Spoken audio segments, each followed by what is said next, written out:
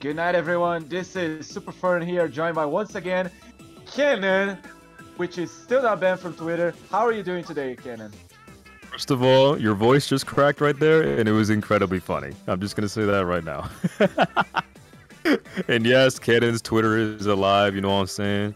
You feel me? It's the Rage Bunny in the flesh. You know what I'm saying? Tomorrow's a Friday for me, so I got every Friday off till the end of the year at my job. I'm feeling good about myself. You know? How you doing, Fern?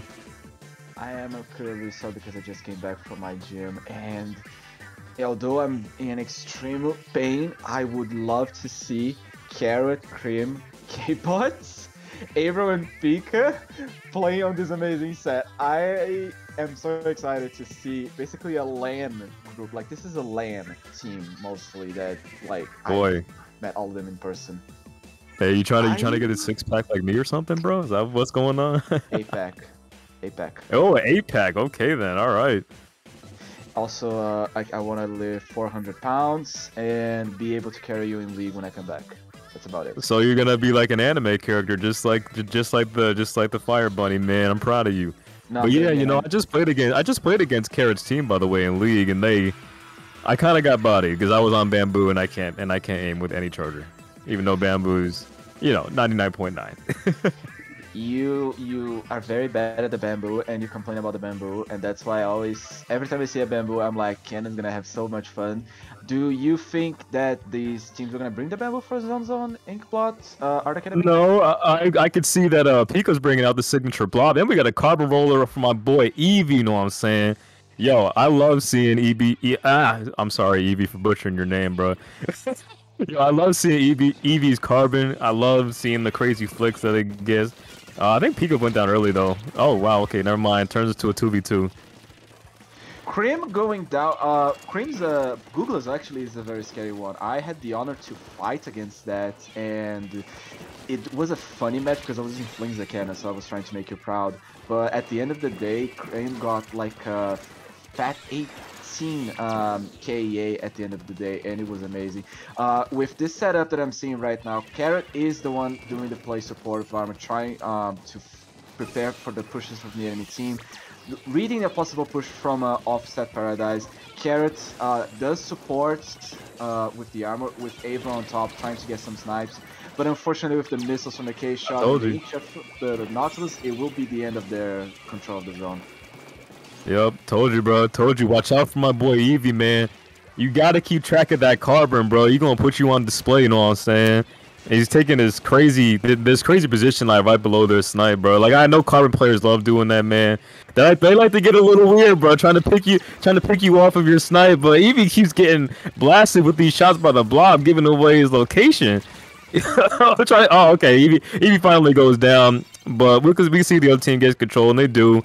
Admiral trying to get some snipes, you know what I'm saying? But just the Junior and the Nautilus, they're probably gonna have to retreat back to the base, reset. Well, there was an almost perfect shot from Avro, but it was a little bit to the right. Their control of the zone is going back to Kbot's team. Avro going back for the control is just a K-shot alive. They are in very dire situation underneath their mushroom or statue of a tree, whatever that thing is supposed to be.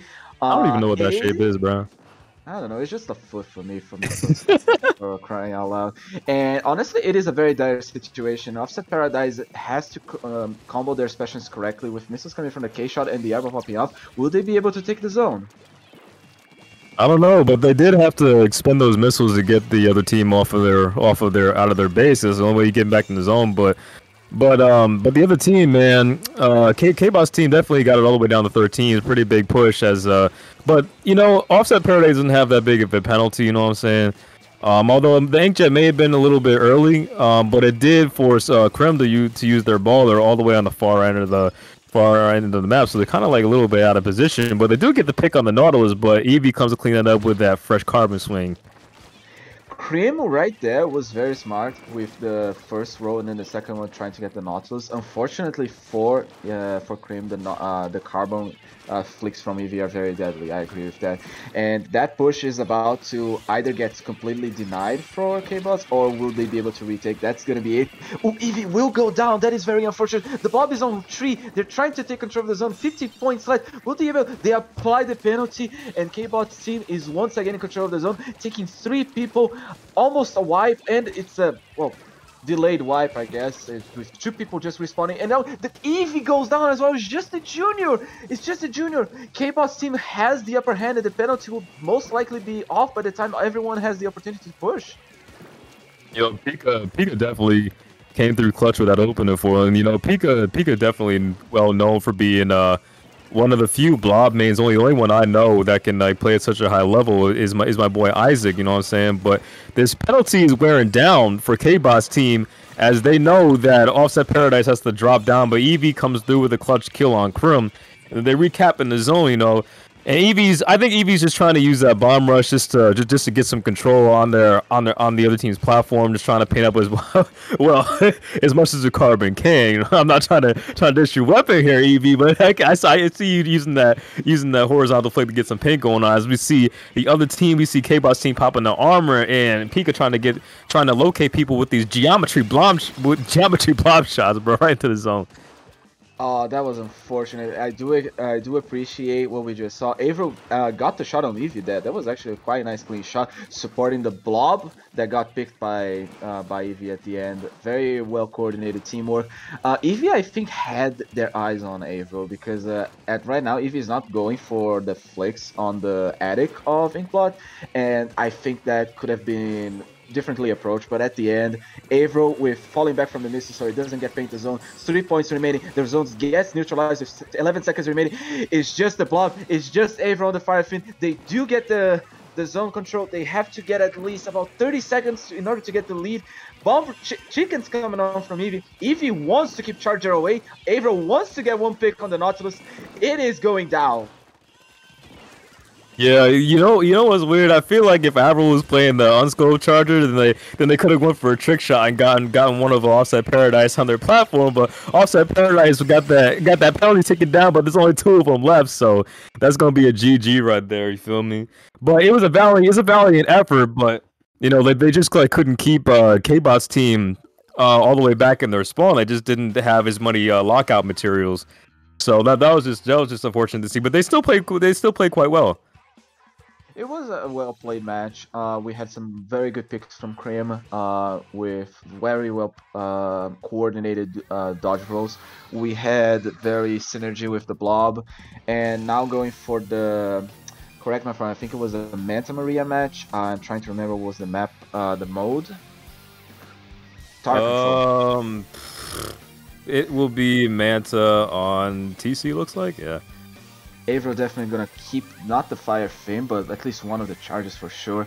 Against Eevee's team with mostly the Nautilus having the longest range, do you think that they will have an advantage here? I think at the second checkpoint that might make a difference. But before first checkpoint, that might be a little bit hard. Yeah, see, here's the weird thing about Manta, right? I don't think it's like all that for Chargers unless you're playing in neutral and mid, because especially like if you're playing like a Splatling, which like unfortunately you don't see too many Splatlings nowadays. The Splatling can like hide behind the huge mass in the center, but also like when you're going towards the that second checkpoint, it's kind of hard.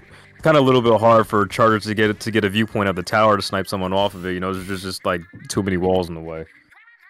Honestly, breaking second checkpoint shouldn't be on the hands of the backliner. I would say the backliner is better positioned, mostly on the top of their stack. Like, because you can, like on tower you can climb from both sides of the wall. Zones and climb blitz you can't. So on TC, that it gives them an upper hand to pushing. And we saw a match, I think, I don't remember if it was SOS or it was Squid Jump, where the ballpoint was doing that and it was doing perfectly. The problem is that the person riding the tower wanted to get a pick on the buckets, and that ended up costing the checkpoint and ended up costing the overtime. But I do understand that Splatlings can actually be very well played on this map, and I kind of agree. Not necessarily just TC, Rainmaker and Clamblitz they can also make a difference. Even though Columbus, we don't see Manta Maria that much. Yeah, I wouldn't say so much like splat zones though. I noticed that was like the only mode he didn't mention because splat zones, the zones are in the middle of the map, and you know like E leaders can have like free range, just like pick off any splatlings that just peek out from that match. You know what I'm saying? But one weapon that I saw from these two teams that will have some crazy positioning is the Carbon Roller on Eevee, because that second checkpoint, like they can't get that close to the tower unless they just want to get met with a hard smack by the Carbon and just get sent right back to their spawn. That makes sense. The Eevee would have to push from the opposite direction from where Kbot's team is currently looking. So if there's a lot of noise on the left side, Eevee has to push from the right. And honestly, I think from the Climb Blitz basket would be better because you don't have to climb so many walls to get to the tower apart from the right path. I'm assuming we're using the perspective from Offset Paradise respawn set. Now, unfortunately, we're still gonna see two juniors on hands on. Yeah, yeah, that's the thing that's probably gonna hold the Carbon sometimes is the armor. Also like Tenta missiles too. Tenta missiles and armor is like Carbon Roller's natural enemy, but Carbon's like one of the few, if like the only roller that like isn't that bad versus armor just because of burst bomb combos. But even so, like the armor will give you a free hit to get the Carbon, especially in the shooter heavy meta. Like you don't really gotta worry all that much. True. I honestly think one of the things that is very hard to understand from the game is the recoil damage, because they would use the burst bomb to shred the armor, right? And sometimes it's very unpredictable where they would go because of how they absorb the damage and how the map pushes them away from you. And if the burst bomb manages to push them so far that it gets out of the range of the horizontal flick or the vertical flick that does exactly the damage in order to kill, to splat, Eevee will have a bad positioning and will have to compensate for that, and will most likely just tie with the 1v1 or lose the 1v1 just because of armor. Yeah, I mean, you know, it is what it is. You gotta try every trick in the book until something sticks, you know what I'm saying? Speaking of old tricks in the book, why don't we see more Condors canon, on your opinion? Bruh. Gunner's just outclassed, man. Yo, like, don't get me wrong, man. I love the undercover, man. I love messing around with that thing in solo, but it just gets outclassed. It just can't fight. If you throw a torpedo, like most, like 3/4 of your ink tank is gone. And if you fight without it, your shield can get busted by like one bomb. You just kind of get body slammed. But I mean, I can see Condor having some usage, but you know, its main problem is just outclass, like hard outclassed by the NZAP 85. True, yeah. Such a overpowered weapon at the end of the day. How many times did that weapon ever got nerfed with the special? I'm actually curious. Which one? The NZAP with armor. I have no idea, dude. I just started playing in 2019. I started playing on 20. I remember when I picked up the game, it was I legit bought the game at Nintendo Store in New York. Yeah, I mean, you know. Oh, can you repeat your question? I'm sorry, I was feeling too good about that Popeyes chicken that I have for dinner. Oh, well, is a leftover pizza for one day better than your Popeyes? Absolutely not. No, what are you saying? I never had Popeyes. How have you not had Popeyes, man? You was living in LA. I don't know. I feel I don't like chicken that much. Like if I'm gonna make myself chicken, if I'm gonna eat chicken, I'm gonna cook myself. Isn't chicken one of the main meats in Brazilian cooking and Portuguese cooking? We eat everything. We literally eat everything. But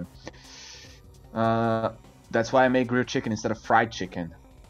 All right, look, man, fried chicken slaps, all right, but any type of chicken slaps for me. You know what I'm saying? I eat all types of chicken. That's what I'm gonna have for Thanksgiving. Oh yeah, Thanksgiving is coming. I think thank the heavens, something in between Christmas. Because I was like going with my friends yesterday, and we they were all drinking sodas, and then like suddenly the waitress brings the bottle of Coke, and there's already a picture of Santa Claus. I'm like, oh my, why? This is Halloween just ended. Why are we already doing Christmas? Yeah, for real. Also, speaking of thanks, shout out to Radish. It's their birthday today. I told you I was gonna shout you out. I told you I was gonna do it. Happy birthday, Radish.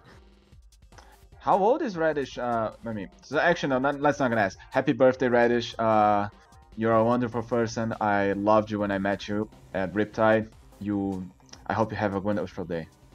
It's gonna be even more awesome as we're going to anime in New York City next. Well, not next month. In like what, like 15 days? Yeah, 15 days anime in New York City. And are we gonna see you posting on your Twitter that you went Cinderace with your hood? Yes. Is anyone from Illuminati that is following you to the anime convention gonna be cosplaying at least to some degree? Yeah, you know, Jay and Radish are gonna be cosplaying. There's a couple of other people going. Vic Vallon gonna show up, you know what I'm saying, and B. So we mobbing, man. We mobbing to anime in New York City. It's gonna be a Splatoon player fest over there. I have a question. Have you ever been to a convention, like anime convention, video game convention, like any sort of like just gathering? Absolutely. I went to OtakuCon. What? Oh, we're about to start the following match. Oh. Thank you, Sky. Sky, we love you.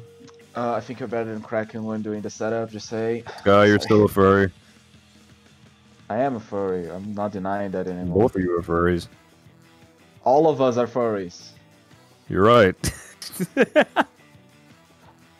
Okay, let's finally start the TC match on Manta Maria. And I honestly forgot all the weapons that they were gonna break, so I'm just gonna wait because I think we talked too much. That's what's our job. Tower control, Manta Maria, you feel me? Like I said, Carbon Roller, if it gets in position, it's gonna be hard, but interesting comp coming out from Kbot squad. See Krim on the V Glugas with the main of sub power. Oh, okay, that's gonna be interesting. I know it's gonna be used to tag people for longer, but that's gonna be interesting. I'm curious to see how that works out. I think, as I know specifically, their names that specifically mention EV. Those ink mines are for EV, and sorry, I'm able to put one for them. Speaking of EV, gets to what a god, what a god. Oh, yo, Respawn Punisher Blob. I love it. I love that coming up from Pika. We are so weird, Ken. We are noticing the sub power up on the vanilla Googles, but we don't see the Respawn Punisher on the Blob. And another person goes down. Carrot is struggling. Oh my god, it's a double. Getting Avro on the left side is just Blob trying to get control of the tower. You don't need to aim. You don't need to see. Oh no, the missiles go down as well. It's delayed wide. And they're gonna break the second checkpoint. Yo, man, Offset Paradise going off in this first like minute of the match. Like I don't know if that break did something for them or what, but they already passed that second checkpoint, and now they're in cover roller. Eevee was in that position to do something good, but they got a monster push all the way down to 21, bro. Like Kbot's team better get some control in mid, because they're definitely gonna need it. They don't want that. They don't want Eevee's carbon running around. They see what Eevee was able to do in that first like 30 seconds. I don't think they want that to happen again. I mean, I want my DoorDash to be fast, efficient, and to do the job. So, Kbot, I'm gonna be honest. If this, like, if 2 minutes already and we haven't broke the first checkpoint, I'm gonna cancel my subscription. Just say, Carrot trying to get control of the tower, trying to break the first checkpoint, but the suction bombs from the Nautilus or the K-Shot are very, very distracted, and that is not helping. The missiles will be... Oh, and here comes, I think, Eevee or the Nautilus trying to get the pick. Oh no, it was the Junior for sure. Getting the pick on the tower, that scared me a lot. And they didn't even break the first checkpoint. Offset Paradise is on the upper hand. Yeah, my boy Eevee's definitely doing a good job with his carbon roller positioning today. Like, especially and also like waiting for the correct moments too to just strike. because that's what you got to do with a weapon like Carbon Roller. You just got to like wait for the correct moment, and you know, Offset Paradise is trying to push all the way back into Kbot's team's base again, going all the way back to that third checkpoint. As they kind of just got Kbot's team on the balls of their feet. They're kind of just running in one at a time, dancing around the tower with Offset Paradise. They get all the way to 3, man. That's a crazy push. And well, okay, well, I don't know if the junior can maybe get a knockout trying to dance on the tower, but they were close. Oh my, everyone is just getting splattered by the tower. Eevee trying to get the last points, gets another pick. This is an ink bath for sure. And Eevee gets the last round of the tower, the blob doesn't get the pick. And Cream also fails the shots, and that's gonna be game 2 for Offset Paradise. Didn't I tell you that Carbon was gonna be a problem? I called it, man. Clearly need more sub power up. I don't think I saw any. Ink mines, honestly. Yeah, like I told you, bro. As soon as the Carbon got set up on that map, and they just had like so much control, it was really hard to get it back. It is very hard to get back for sure. Yeah, that match was mostly. I think what happened was at the beginning, the very first 30 seconds of the match was this decisive factor that gave Offset the victory, because once they managed to get to 21 points, that's not easy to recover, specifically after 2 minutes of match. Probably that was the reason why Kbot's DoorDash delivery service was not well positioned to start the push. And you were right about the backline position itself. It is very restrictive and it is very hard to push on Manta given certain circumstances. Yeah, I mean, you know, also like I think the Kbot's comp was a little bit slow. I guess it was kind of susceptible to getting just like picked off by both a Naut and a Carbon Roller, because like the Glugas has a lot of end lag. The Blob can't really move that much on its own, and the Charger's kind of got some weird like positioning on the whole map. So it was kind of just like a playground. And it kind of explains why Inkblot Outer Academy was better for them, because the objective was static. They didn't need to get like Rainmaker or Clamblitz into their base. They just needed to get control of mid, which the Blob and the Charger can do very well. And Offset Paradise was not managing to get into their spawn. Eevee was almost all the time just sharking underneath their plat, just in front of the zone, instead of just like going. So that helped Kbot's DoorDash delivery service to set up and get control of the zone much better, and well, just winning the match overall. Yeah, but I mean, we tied up now 1-1, so going on the Piranha Pit, which seems to be a game or set winning match for a lot of teams nowadays, you know what I'm saying? But it's Clamblitz, it's a very linear map, lots of stuff happens. It's kind of easy to get locked out here too, so we'll see which team comes out on top as Crim switches to the Baller Glugas, coming out with that wall, which Gluga's deck was kind of like a plays like 52 Gal, except it's kind of like a little bit weirder, I guess, with the way it's played. But we see Crim kind of just like hanging out on that right side, getting Eevee early, but also going down to Unfortunate Bomb. Very well thrown bomb from the junior, and I would say I think I still see a little bit of speed being a problem, because the engagement, they're waiting for the engagement. They're not going after. Both teams are doing that. They take a position, they see that the enemy team is there. The Blob and the missiles are going to do a lot of chip damage. They get one of the assists. Blob tries to take control, going for them, and the hammer shows up and cancels the push. Yeah, I was wondering about that KO3. I didn't notice it until a couple seconds in the match. I thought that was a pretty niche pick, but you can see it definitely can come in handy. It's just the bamboo left on the side of Kbot's team, but yeah, the L3 is definitely might be a little bit of a problem, because they could paint and kill at the same time. But Offset Paradise trying to get a little more clams, and you know, it's the Blob trying to clean them up from behind. Good pick on the Blob. 2v2. You know, it's just the Roller and the L3. But But the other popping out Hammer 2, trying to steal the basket as much as they can. But I think I think one thing I want to point out that Eevee did at the beginning is Eevee was kind of like waiting for armor to get to get to the Glugas, but unfortunately didn't like work out for them. So it looks like I think the Carbon like won't move until they have armor. That is true. That is very understandable, and that makes a lot of sense.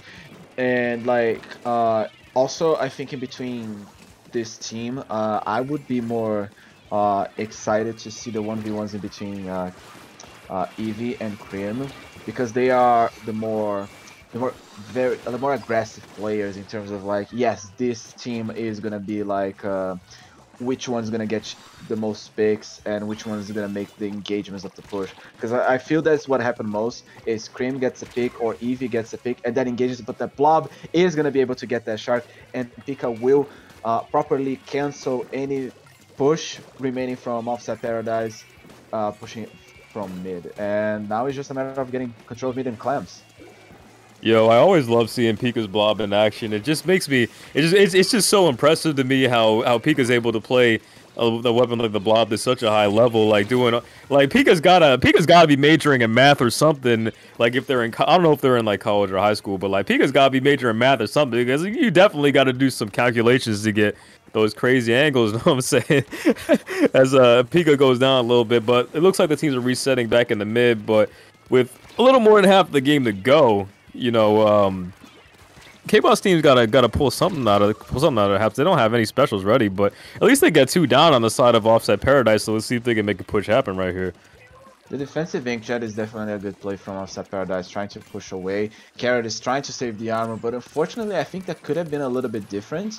Well played in terms of like, well, they were waiting for the missiles, that makes sense. But unfortunately, they don't have enough Clams to make a power. Avro is trying to find Clams, looking at the map, get 7, but they still don't have a proper way to push now that all of them, after all using specials, have basically, well, Avro has to drop all 7. And this is like, was an attempt to push, but at the end didn't work because their specials were not well synced with the Clams that they had. Yeah, I think too much time was. I think they pushed kind of at the wrong time because they just like didn't like have enough Clamps to really make anything happen. Like they have it now, but like now they got to like push all the way back in. But they do get 1 in, and they get 2 power Clams in. But I think somebody else had like the 3rd Clam. I don't know what happened to it. As it's just the Zapper left. I think that's Carrot on the Zapper. Yeah, it's just the Zap left as it's only at 51, but. They kind of gave Offset Paradise a free Clam, not like they'll really need it, but you know, it looks like Kbot squad has to gather up a lot of some more Clams. They do have a power Clam though, that like force potential overtime, but now they got to push in again. But I think they're doing a good job. They're kind of like preventing Offset Paradise from going back in mids. They don't really have too many. Actually, they don't have any specials at all to really get back into mid that easily. All they really have is armor. That is true. This is the. Also, I always keep confused. 2 down from Kbot's Offset Paradise. That is gonna delay even more. The suction bomb doesn't get the pick on the L3 using the hammer. That was very. Oh, but the bamboo comes in clutch. Now it's 3v4 situation. They have the power on a very high position. Avro saves the power, but unfortunately the situation doesn't look nice. The missiles are being popped. I think maybe a little bit too early. Cream does respawn in time. Maybe they have an opportunity to push. They at least need 2 power clamps to start. The rain is coming in. Walls are being set up. Warm is being played. DC is happening from the Nautilus. What is gonna happen at this overtime? I don't know, but Avro unfortunately goes down with the clutch auto bomb from Eevee. Eevee gets another one, and Eevee kind of just clutched that out. Like Ledvardo was DC'd at a really unfortunate time, but you know, it looks like Offset Paradise was able to come out with the win. And I'm not sure like which team was seated above the other, but if I had to, I'm not sure. I think maybe Kbot's team was like seated above Offset Paradise, and if so, that's a pretty good upset for them. Yeah, unfortunately, I didn't bet on any team this time because like the last time I did this, people flame me on the IPL server for literally betting against like specific teams. Like there was a day I actually bet against Luau and I won. I even told Skid about it. Why would you bet against Luau? Because I had a hunch that someone would lose there, and I was right. You don't have faith in us, Fern? I'm so disappointed in you. I do have faith in you, but I like my I like winning money. Okay, even though You it's mean not really channel what I. points? Yes, channel points. I like channel points, even though I don't use them, but it's power. I Whatever, like. man. I can't. I don't think you were playing that match. Okay, does that Okay. help you? Yeah, that makes me feel a little bit better. Thank you. Um, so yeah, that was 2v1 on the group set. Unfortunately, Offset Paradise will be taking that win and being placed better on the bracket. Uh, Most likely, we're gonna already jump into the next without even a break. Do we have a That's team cool. ready set up? What? That's okay. I don't need a break. I got my Arnold Palmer. We can keep talking for sure. What was I gonna say? Oh yeah, we were talking about Discord points. Oh yeah, at the end, do you think that both teams had the opportunity? Like, do you think it was one-sided at one point? Definitely not. I mean, I think both teams kind of gave the other good run for their money. You know what I'm saying? But I think Offset Paradise kind of adjusted to Kbot's team's playstyle because they had to deal with Pika's Blob, which again, Blob is still kind of a niche pick. You still don't see that often outside of like Pika and Isaac. And Pika formerly of Azure, or well, they're still in Azure. Like Azure, I know Azure just announced that they're like not playing comp anymore, but feel like as soon as you get used to like a Blob's play style, you can definitely punish a little easier. But I think that's kind of what happened here. I think Offset Paradise just kind of got used to the Blob's play style and everything because Kbot's team had kind of like a wonky comp, but I think they kind of dealt with it just fine as time went on. That makes sense. I kind of can see that. What was I saying? Oh yeah. I actually think the Blob has more opportunities to see, at least on the last days of Splatoon 2. I do think that is a very nice weapon to choose, and we're gonna go to the Grillers versus Sekiznaga. Sekiznaga? Yeah, I don't know how to pronounce it either. But we apologize for not being able to pronounce your name, Sekiznaga. If you have a chance, you could tell us how to pronounce your name. That would be nice. But I also see like huge rosters right here, as we got at least 7 people on each side. I'm gonna be honest. I recognize one of these names from solo queue from Sekiznaga, and it is Zitupid. I don't remember what they play. And from the Grillers, we have Toxic with the WBG. We have Taku. So probably Taku is streaming. We could have probably flamed them. Hi Taku, we love you. Love you, Taku. Don't worry. And apart from that, I am not able to remember because I'm also still sore from today's. Alright, I'll take this over from here. So we got Sam, Ninga, Cookie, and I forget if I saw Mary on there. We also have Devi, the well-known Hydra main. We know Devi loves their Hydra, man. Yeah, Devi's definitely a well-known Hydra player. As we get a little glimpse of the maps here. Got Snapper, Rainmaker, Wahoo Zones, and Tower Ancho. I am a huge fan of all these map mode combinations. I definitely play them in solo queue any day of the week, you know what I'm saying? But starting off on a Rainmaker or Snapper, I mean, Fern, you think, because, like, Devi, like, most likely might go Hydra. What do you think about that? What do you think of Hydra on Rainmaker? Hydra and Rainmaker on Snapper can work, specifically if the push works fine. As a person that uses long range, Devi will try to get the pop, which is not the best map for getting early pop, since the explosion radius doesn't do. Wait, is that the vanilla Hydra? Give me a second. I think that's the vanilla Hydra. It is the vanilla Hydra. Wow. Well, looks like we got a treat here on SOS as Devi is indeed playing the Splashdown Hydra. I'm not quite sure what the motive behind playing the Splashdown Hydra is, but I love it. Give me more of it. Yes, please.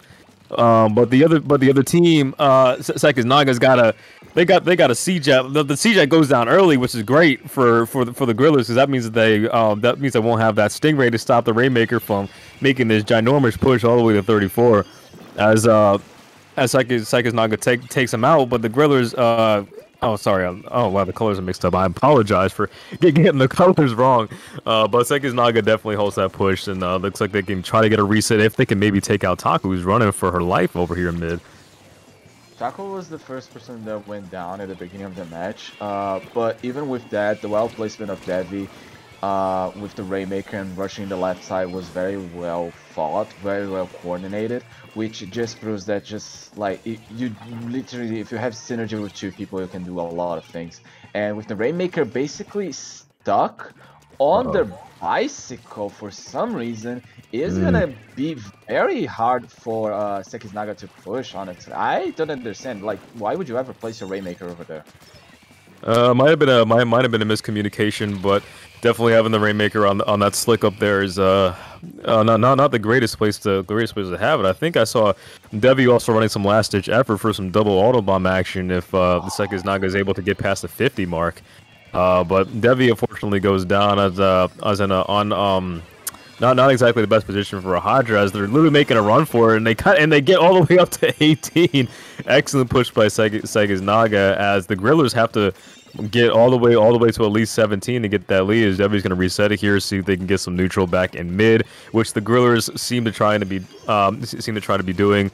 Trying to get this pop getting some specials going as they just have one special from the junior, one from the from the K-Shot on the Yo team, but they also have Ray going on too, and the junior pops armor right away. I am gonna say I think the problem that happened at the why they lost the lead. I'm sorry, Devi. I know you had splash down. I know you wanted to splash down the Rainmaker, but you were literally not.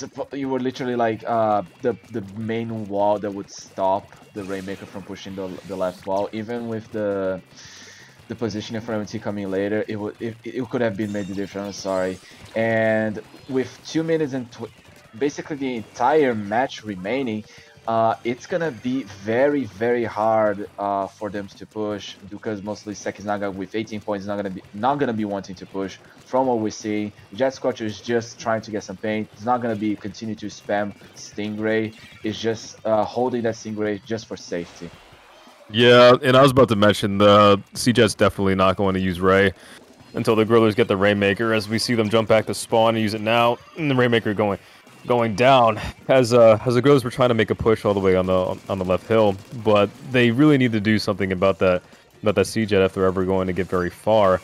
As Devi tries to go for the the crazy Hydra splashdown, but Devi's gonna have to jump out here as Devi makes it out alive as Sekiznaga pops the armor just to try to get the Grillers out of their base, resetting the Rainmaker again. As the Grillers can try to get one more, well, not one more push going. I'd say they probably maybe have like 2, maybe 3 more tries of a push with the Rainmaker. But Sekiznaga goes 2 down, so I mean the Grillers definitely do have a chance here. Rainmaker can always go both ways, and another time custom Jet Scorcher has the Ray ready. I think honestly, the Ray on the first time has been used a little bit too early. Like Sekiznaga seems to be not just like spamming specials when they have the opportunity. In order to play defense, because right now they are 1 down and have no specials to stop the Rainmaker. So the Grillers have the opportunity to push. They get the splash, the opportunity to get on the pick. Nice pick from the juniors, jumping on Devi that was just trying to get the Rainmaker. That was very well defense, that didn't need specials, but it was just like a situation where I think they're just using specials when they both feel the need to. And that's Sekiznaga's greatest weakness. Yeah, this might be just my opinion, but I feel like Snapper is definitely one of the easier maps to use a Stingray on to get rid of the Rainmaker. Because really, Sekiznaga is being smart with their Stingrays, right? Like they're not like spamming it anymore. They're just they're kind of just waiting.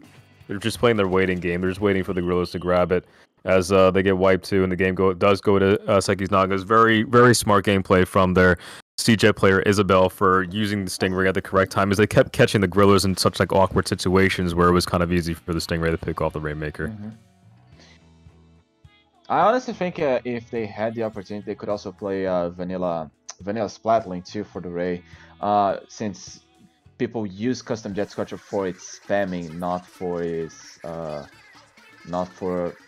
set. I mean, it is a great set. You can paint, but like if you're just worried that you're just not gonna have Stingray, and I think you had the opportunity for also playing Hydra, because like I always feel the opportunity to say that when a weapon is not being played just because the main, it's like at the same time we just see armor because we just see NZAP because armor, and not like Taku playing the missiles or someone else playing the rain NZAP. Like give other sets the opportunity. I actually want to give a round of applause for Devi for having the guts to choose Vanilla Hydra and not going for Armor Hydra.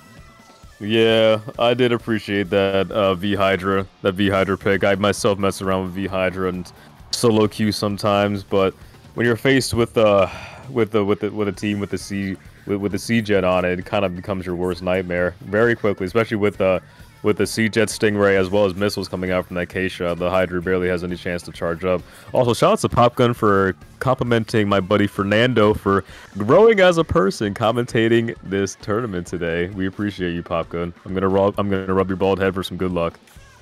I actually met Popgun. I didn't have the guts to do that in real person or to think that. So Popgun, I would say just run for your life if Cannon ever approaches you. Hey, listen, I wash my hands, bro. Don't worry about it, man. I'm yeah, clean. But that's creepy. That's really, really creepy. Come on, man. Can I rub your head for good luck? I'm on finals. First of all, I do not sound like that. My voice is very amazing, you know what I'm saying? Yeah, but as we go into the second match of Wahoo World Splat Zones, we'll see if Devi goes back to the custom Hydra here for some armor coming in here to get back into Wahoo World, because you already know if you spread out on both sides of Wahoo World, man, you definitely gonna need something to get back in. Honestly, I would say the splashdown would have more usage here, because when Devi was trying to splash down, it would work. The problem is Devi after splashdown was literally, I'm gonna get splatted. I need to get away from here as soon as possible. It's not the problem that the special is bad. It's just that after you use it, you're kind of in a very bad spot. And yeah, I mean, you know, I can see where you're coming from, because like splashdown on its own, like Wahoo World, like it can definitely, it kind of like that whole blast radius takes up like 85, like maybe 90% of that zone if it lands, and it can kind of be like an instant cap, kind of like Humpback, for example. Like one splashdown could instant cap the zone. Same thing with Port Mackerel. I mean, you know, maybe Debbie's having some fun today with Splashdown Hydra. I don't know. We'll just have to wait and see. Oh yeah. What else? Taku, I think, is still gonna go for the NZAP. Like, I'm not saying that Taku can play the others. I'm saying that I always see Taku playing, so it's likely to be on the NZAP. We also gonna be seeing. Do you think the Sekiznaga is gonna even change the weapon? Because like Jet Sculpture, K-Shot, it can still work on Wahoo, even if it's. I mean, Stingray on Wahoo doesn't sound that good on zones. It works. I mean, yeah, but you know, like C-Jet kind of has usage in like all modes, because Stingray I've kind of seen is definitely like kind of getting a little bit of a rise in spot zones, especially if your backliner isn't a charger main and they don't want to like play like Firefin to get some bomb rushes. They can use Stingray to automatically move people, because Stingray still combos very well with Tenta missiles. So I mean, it's possible, but we could see a C-Jet, but we could also see a V-Jet, by the way. Don't forget about V-Jet. Oh yeah, V-Jet. You also flex V-Jet. Actually, what weapon you don't flex, Cannon? I flex every weapon, including GooTuber. GooTuber is my favorite. You're not even a GooTuber server. No. Damn. Okay, well you never invited me, so that's your fault for being fake. But anyway, also, I find it interesting the last pick, because this set of 3 maps, Zones, Tower, and Anchovy. Anchovy is also a very interesting, one of my also favorite map combo combinations.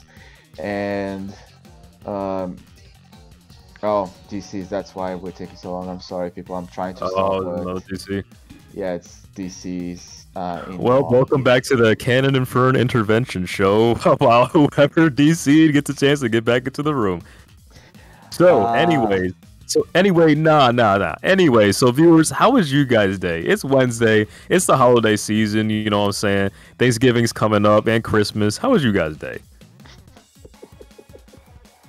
I'll wait, but it's okay. The last person just joined in. That's person just joined in as they're gonna choose their weapons now to go into Wahoo World Splat Zones.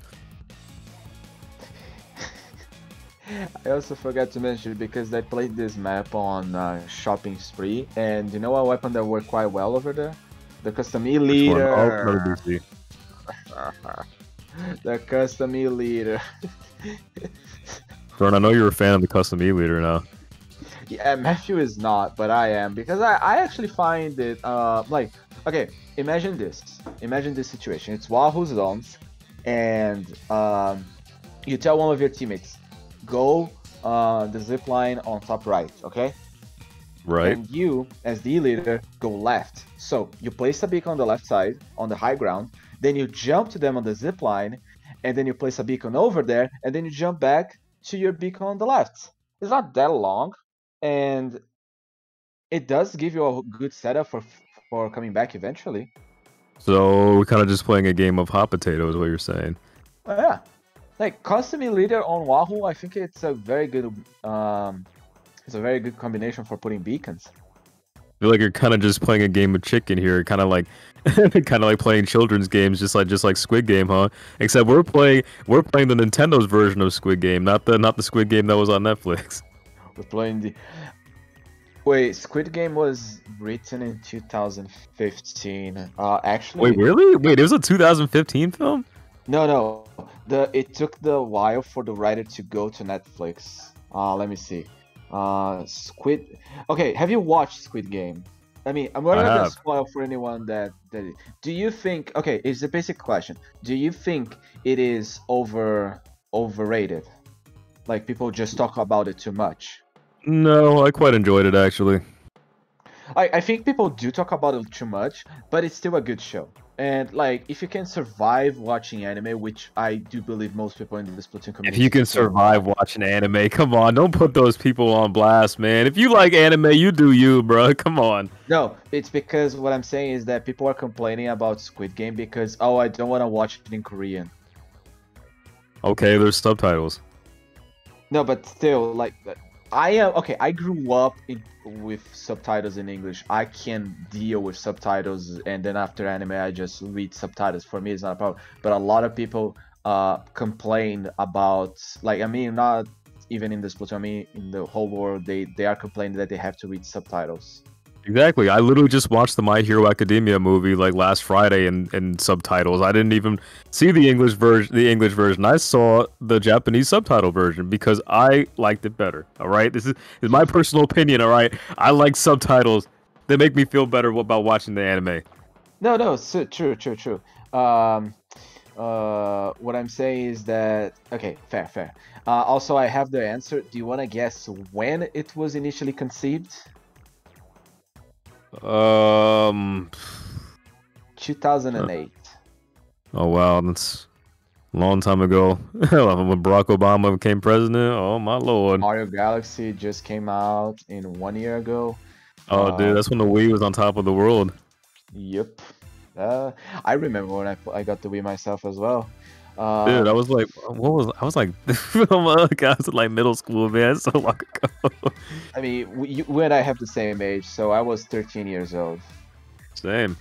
Yeah. It was, I got caught trying to sneak my Nintendo DS to school. My mom got mad at me, and she stole my DS and tried to hide it. I think I was in 7th grade. I was taking a German quiz. And me and my other friend were the only 2 people in our class that didn't pass. Very nice. German is a hard language, okay? Yeah, German does seem like a very hard language. I took French for a long time in school, and now I can't remember a thing. Parlez-vous français, Canon? Je ne parle pas français. Voulez-vous coucher avec Lola Bunny aujourd'hui? Stop. Okay. Okay, we got this sub coming in from the Gorillas. Looks like it's toxic. As hopefully nobody else DCs anymore as we head into Wahoo World Splat Zones, where it is currently 1-0 for Sekiznaga.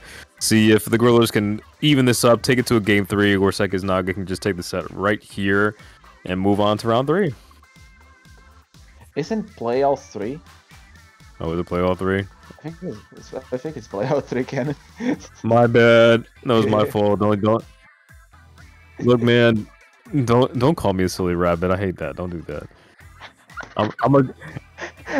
Why did you say smelly, man? I put deodorant on. I take showers, man. I'm a good buddy. You feel me? That runs the streams, and you guys cannot hear them, but we can. But Kenneth doesn't remember this, so Kenneth is just arguing with himself, which is funny. Yeah, you guys are real cool friends to me, man. Whatever. Let's just get into this match, bro. No, but I do have to say, it is getting a little bit annoying with the TCs. It is, unfortunately, the net connection is something that Nintendo hasn't improved yet. And we finally see custom Hydra. Oh, another custom Hydra on the other side. Oh boy. Yeah, well, we also see Taku going on the missiles app this time. And we see, let's see, we see Splash, and we got a Crapid too, actually. We haven't really seen too many more Crapids. We get a custom junior going on with a rain spam, but fortunately they go down by a straight missile sent out by Taku all the way on the left side of the zone. The control of the zone is still on the Gorillas. It seems that Taku is playing, it's, well, unfortunately for the trade, but the way that Taku is playing the NZAP, it seems that it's compensating even more for the aggression. It is a very aggressive weapon if you play it correctly. And with the passiveness of the junior on the other team with no double R, not being the armor set but instead being the rain, it does feel that the Gorillas will have the upper hand on the set. Yeah, for sure. Just oh well, I mean the Gorillas go 2 down, so this is a great opportunity for Sekiznaga to get back in the zone and get a cap to put a nice penalty on them as Taku's trying to contest it for a little bit, and looks like she's going to succeed as they get the zone back. Taku going all the way in on the zone, trying to get at least some picks going on now. Taku gets one, but she ends up going down, but turns it into a 2v3 situation right here as the C juniors trying their best to just spam auto bombs and rain, as they're gonna have to go in there as they only got 10 points left as it's winding down really quickly, but they're holding a junior. Unfortunately, can't push in like that as the bombers comes out from the Gorillas. Looks like we're gonna take this. It was just the junior alive. I was about to scream my lungs because the zone was neutral with just the rain of the junior.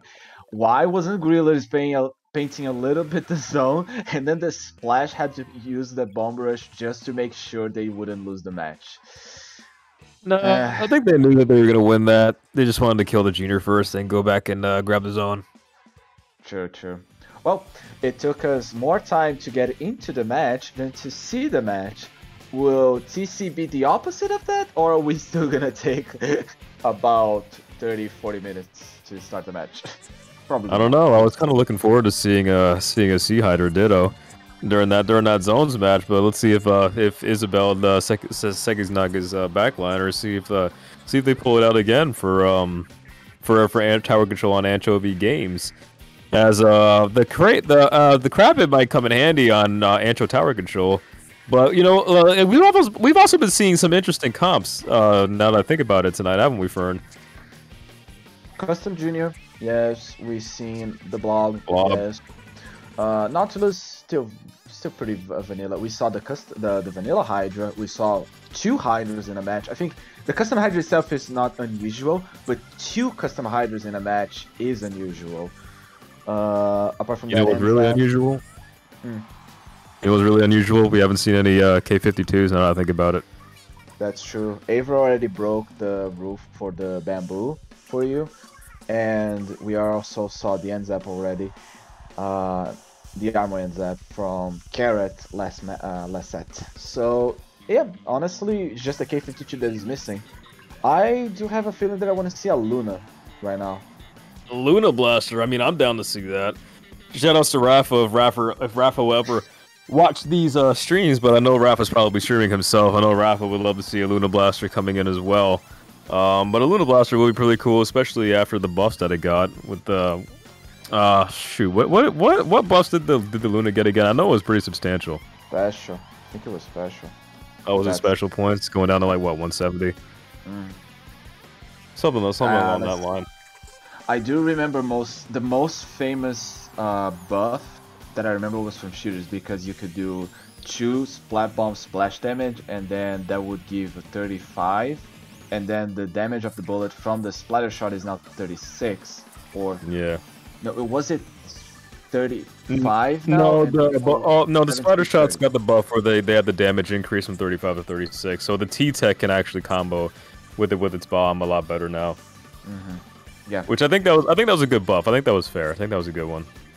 True. And meanwhile, we see a lot of weapons that deserve more buff. What weapon would you buff now, like if you had the opportunity? Against a slot machine. You know I'm biased. That was a horrible question to ask me. You know I'm biased about the Kansas Slotcher machine. True, but I thought you were a fair person. I'm not a fair person. I like the machine. Yeah, just a furry person. Yeah, that too. So yeah, Slushy Machine actually could show up on this match, because I think a bucket in general, or even a dynamo, is perfect for breaking the second checkpoint, or at least moving the tower from arcade to at least the third checkpoint. Like, it's so crucial for getting someone to protect you from anyone from the high ground, and I think the Slushy Machine and buckets do that just so well. Imagine if the Dynamo Roller got like a buff that actually made it swing faster. That would be crazy. But as going into this match, we see that the Grillers are kind of sticking to pretty much the same comp as we see a Tri-Slosher coming out from Sekiznaga, as they keep the Crapid as well, as we got two Crapids in play right here. I think the Crapids are definitely going to be crucial in stopping the tower, as they can kind of stand at a safe distance and kind of just like keep it stationary. As one Hydra goes down already, it looks like it was Devi actually on the side of the Grillers, and their Crapid goes down too. With Sekiznaga is gonna get their push going right here, heading towards that first checkpoint. Oh, the bucket does exactly what I was expecting to do, getting the people just above, and Taku will unfortunately get splatted. First checkpoint, Booyah Bomb coming in from the remix. That will probably go to the high ground where Devi is sharking, I think, or at least that's the splash. We saw that. We saw a little squid just waiting without painting the floor. That might be a little bit of a problem. The splash is sharking from the top because it can't push, but it gets behind the enemy lines, gets the Junior from a very good positioning, and the Baller just barely misses the spike. That was a very well played from Cookie right here with the spike, but unfortunately having to run away from a 2v1 situation and in the rain. That was smart, staying alive. They didn't break second checkpoint, so it's all good. Yeah, unfortunately there wasn't like many people there to like help Cookie follow up with that pick, as Sekiznaga kind of like kept the tower there for a little longer than expected. But they're still on the tower as they pop armor to try to keep this push alive, as a bomb rush comes out from Cookie to try to clear them out of their plat, as the Grillers really needs to get them out of their plat if they want to get back in the mid and reset and get some neutral going on, as Edward's kind of stuck in this corner, but gets a nice pick on Cookie actually, as Taku comes to clean it up. But the Grillers trying to get some control of mid here. The Hydra's kind of like stuck in the corner. See if Taku can maybe pick the Hydra, or not the Hydra, sorry. The Heavy gets picked up, but a straight bomb unfortunately gets Taku. And I think finally we're going to see the Grillers trying to push on their side. The problem is that I'm seeing is just there isn't much an opportunity to push towers, since there is literally no one from the Grillers team on the arcade, and Devi is literally struggling to position themselves into a point where they can be even more useful in the match. Like with the Crapid and the Hydra, I feel it's so hard for them to get into the middle of the match. Yeah, we see Stupid going super deep with the Baller. Unfortunately, going down. Definitely might have pushed up too hard here, as it turns into a 2v2 with the Booyah Bomb from the Heavy splat lane coming out. As it looks like the Rapid. I think that's Toxic. Yeah, I think that's Toxic trying to keep the tower stalled in mid, trying not to let it push too far here. As we see Toxic pop the Baller too, but looks like there's not really any targets. But they do go 2 down on the side of Sekiznaga, so we can see, and another one jumps out, so we can see maybe the Grillers can get something going on here, but they definitely need somebody to be on that fan to make sure that Sekiznaga has a harder time coming back for the tower. But it looks like a lot of them are kind of backed up into their spawn right now. So it looks like they may have a free ride past that first checkpoint. But let's see what they could do to get past the second one. Yeah, that's gonna be a problem. Luckily, the Sekiznaga didn't break checkpoint as well, so we could go like right now. We could see the lead. Two people riding from tower, trying to get the line. The baller goes down, but the fan comes in for the save. They do get the lead. This is indeed very good for the Gorilla situation. It's a 2v4 situation. Jumping in right now, it's Taku trying to get even more turf, more control. They break second checkpoint. They're gonna try to ride just a little bit more. The Rapid is pressuring so much. The Torpedo doesn't get the pick. Taku keep riding that tower, gets to 30 points. And the Remix will finally take Taco, but not the Grillers from the objective. Another one goes down. They are 24 points. They need to. They are halfway. They more than halfway more points than the Sekiznaga has. This is clearly the Grillers have the advantage. Will they be able to keep it by the end of the day? Here comes the Splash trying to get the pick. It's a trade, but still it will buy some time for the Grillers in order to keep them keep the lead. Yeah, and they only have 45 seconds left too, and I think Devi's actually pretty close to an armor as well for when the Guerrillas want to push back in. But I think Sekiznaga kind of panicked a little bit as soon as the Guerrillas were getting close to that second checkpoint, so they kind of just filtered in one by one, and the Guerrillas were definitely able to capitalize on that mistake, that crucial mistake of the panic settling in. As now Sekiznaga needs to push all the way to 23, but they need to get past this second checkpoint first. And the Grillers, so far they only have armor to really stop the tower, but they pop it right now with about nearly 10 seconds left to go, and there's nobody to be seen on the tower. Cookie popping that bomb rush to make it even harder, near impossible really to get back on that tower too, and it looks like the game's going to be going to the Grillers with 2 seconds left. Grillers take the set 2-1 against Sekiznaga, and we'll have even a closer and closer, we have a bigger chance to go into the Great White Pool. Yeah. I think that was a good set, actually. Like none of those games were really like blowouts except for the second game, unfortunately. But Sekiznaga definitely had a lot of the control on that last game. I think they kind of they might have just like panicked a little bit too much and kind of like gave away too much ground. Like kind of too many of their members went down when maybe they could have gotten a little jump out just to save themselves from going down, and that kind of just gave the Grillers a little too much like of a head start that they needed to get that lead. True.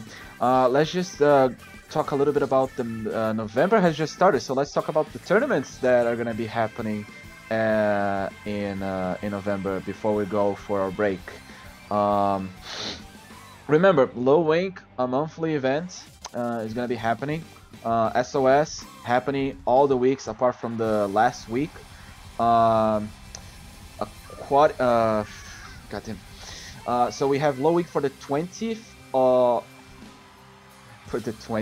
and 21th of November. On 13 and 14, what is the rocket represents cannon? The rocket representing that? I'm honestly not sure what what the rocket represents, to be honest, but I'm sure it's going to be an amazing tournament. I mean, even if you guys have time. It's what? That's launch day. Oh man, so we get to go back to the beginning of Splatoon 2's lifespan, man.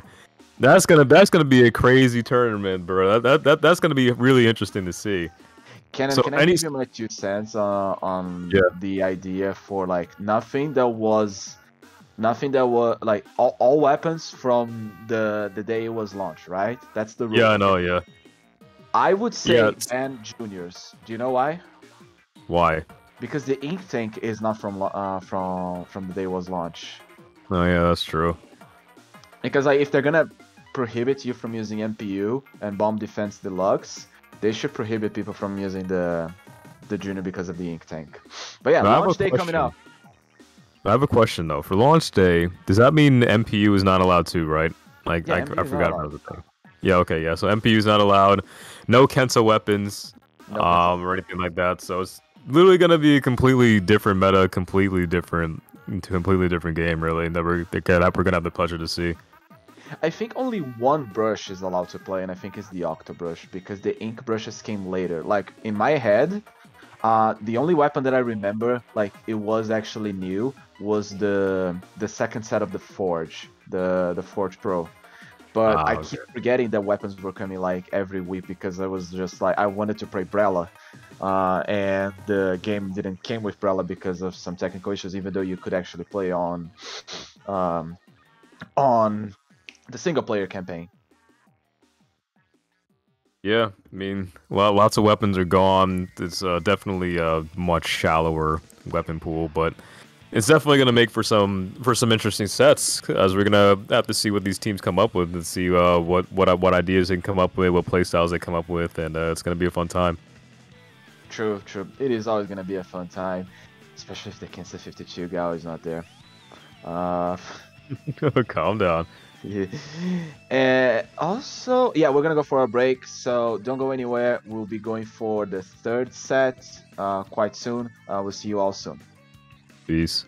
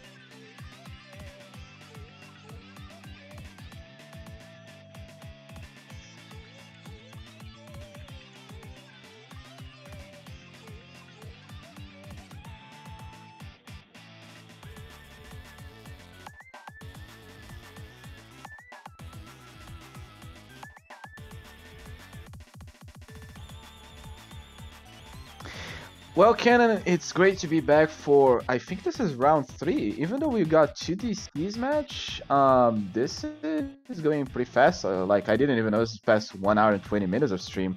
Um, so how does it feel to tell a team to join the lobby through their general? I honestly think it feels great, right? I mean, I make fun of Stormy daily, so that was just a normal day for me. But you know, it's glad to see Persistence back. I know Stormy just remade Persistence. We got some of the OGs in there like Bear Paw, Lucio, Horsio coming up against Sonaria. I recognize a couple names there. I recognize Bowen, Cloud. I recognize Bowen and Cloud. But this should be a fairly interesting match. I know Stormy might be on the Fabled Zapper because I think Stormy is a support player. And you know we'll just really have to see how this goes. Could go either way. Definitely looking forward to seeing what both teams got. But regardless of what happened, 2 things are for sure. We hope they don't DC, and we are still flaming. We're still gonna go flame Stormy on private discords. Yeah, but as we take a look at the maps, we got Humpback, Clams, Starfish Rainmaker, and Zones Reef, which are definitely maps that have a lot of things in common, and that is elevation changes. As Starfish Rainmaker, definitely huge elevation changes on that. Humpback Clams is going to be interesting. It's probably going to be Tri-Slosher City. Same with the Reef. We may see some Tri-Sloshers, some maybe some buckets, and maybe an Explo, maybe. We'll see. We'll see how that goes. If anything like that. And, you know, with Humpback, you know, maybe we'll see some missiles on both teams because missiles won't rock anything. As we get another DC. Yo, Fern, you jinxed it, bro. We got another DC. Was it Stormy the DC? At least we can flame. It was Stormy the DC. Stormy, come on, man. Stormy, come on, bro.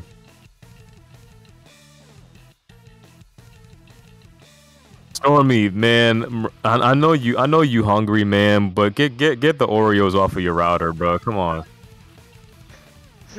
Get the Oreos out of your router. I'm actually remembering my life when I was in the US. I was like, yeah, I think I definitely placed like a little, like I was eating and then I just put something on my router. That makes sense.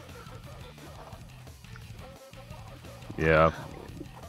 Well, as we wait for Stormy to get back in the room, I mean, you know, like I said a couple matches ago, it's the holiday season, so I hope everybody has a great holidays coming up in these next 2 months. You know, got Thanksgiving, maybe if you want to go shopping on some Black Friday, get some cool stuff from the Nintendo store if you live around there, getting some cool stuff for Christmas or Hanukkah, whichever one you celebrate, and then moving on to the new year to 2022. Oh yeah, no, I'm not gonna miss the Black Friday on the Nintendo Switch. The Assassin's Creed Anniversary Collection, $5 off. Yeah, that's gonna be great. But be prepared for Black Friday. Bring your armor. Actually no, don't just bring your armor. Don't bring it, and don't bring any guns. Is it true? Like, people keep telling me that Black Friday is a battle royale for things. Is it true? I'm sorry. Can you repeat that? I was reading the chat. Thank you. It's great to know that you're paying attention to the stream more than you're paying to the Discord. No, Skyler just tagged me, bro. Yeah, but it wasn't on the IPL server. Thank you very much. But yeah, my question is it true? Yeah, it was. I don't see anything. Where Get bodied. Oh, I see. Rage Bunny.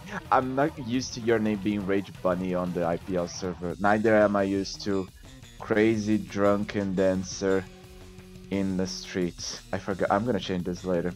But yeah, Cannon, why? Like, okay, just go to the match. Let's just go to the match. All right. Entering on Clan Blitz Humpback Pump Track, we see a Mini coming out and a K-Pro on the side of Sonaria. Excuse me, I just burped. I apologize. we get a brush coming out. We get the missile brush coming out and a VJ, like I just predicted, with some double missiles coming on over here. As the oh man, somebody see it again, and it probably was Stormy because it was the Enza. Oh boy. But it looks like they're still playing, actually. No, yeah, I mean Are they still playing? Sonaria is just getting the clams. Okay, Yeah, okay, okay. Well, this is their second DC, right? So if they DC again, they have to keep playing. So. Yeah. No, the lobby DCs don't count. But Okay, never mind. if there is a disconnection on the next match, they have to keep playing. Thank you. Thank you. Tell Tommy to get a better router, or at least have a VPN. But yeah, I'll tell Stormy to stop eating food. That's true. Yo, Ken, how many people do you think on the Splatoon community would be able to have a six-pack by the time Splatoon 3 comes out? Everybody. Everybody. It's not hard to get a six-pack, man. I got mine in like a month. Do you think Skid will have a six-pack? Absolutely not. Do you think... Absolutely not. I actually want to like do an entire flex, like go to a LAN and just be like all the six-packs showing off. Like you don't have to play good, you just have to have a six-pack. You just have to have an anime six-pack to be there. That's about it. Why was I going to that? Yeah, what are you on, man? Like, you good today, bro? Like, you okay? No, I want my ice cream. I like passion fruit ice cream, and I'm ran out just now. Passion fruit ice cream does sound kind of bomb right now. I got me some Death by Chocolate ice cream in my fridge right now. Oh, that sounds so good. It does sound good, and I kind of want some. I miss kind of Ben and Jerry's. I would eat so much when I live in the US. I'm just gonna go back to reading the chat. Kenan, okay, they did DC, but the rules also state that they cannot change any weapons. Well, I mean, Stormy wasn't gonna play anything other than Zap anyway. Like, he definitely wasn't. But did you notice the vanilla Jets culture? Yeah, I did. I approve of V-Jet on Humpback Clams. I think V-Jet on Humpback Clams is actually a pretty solid choice. Oh, so was it the mini missiles or was the mini rain? That was a missile mini. That was a missile mini.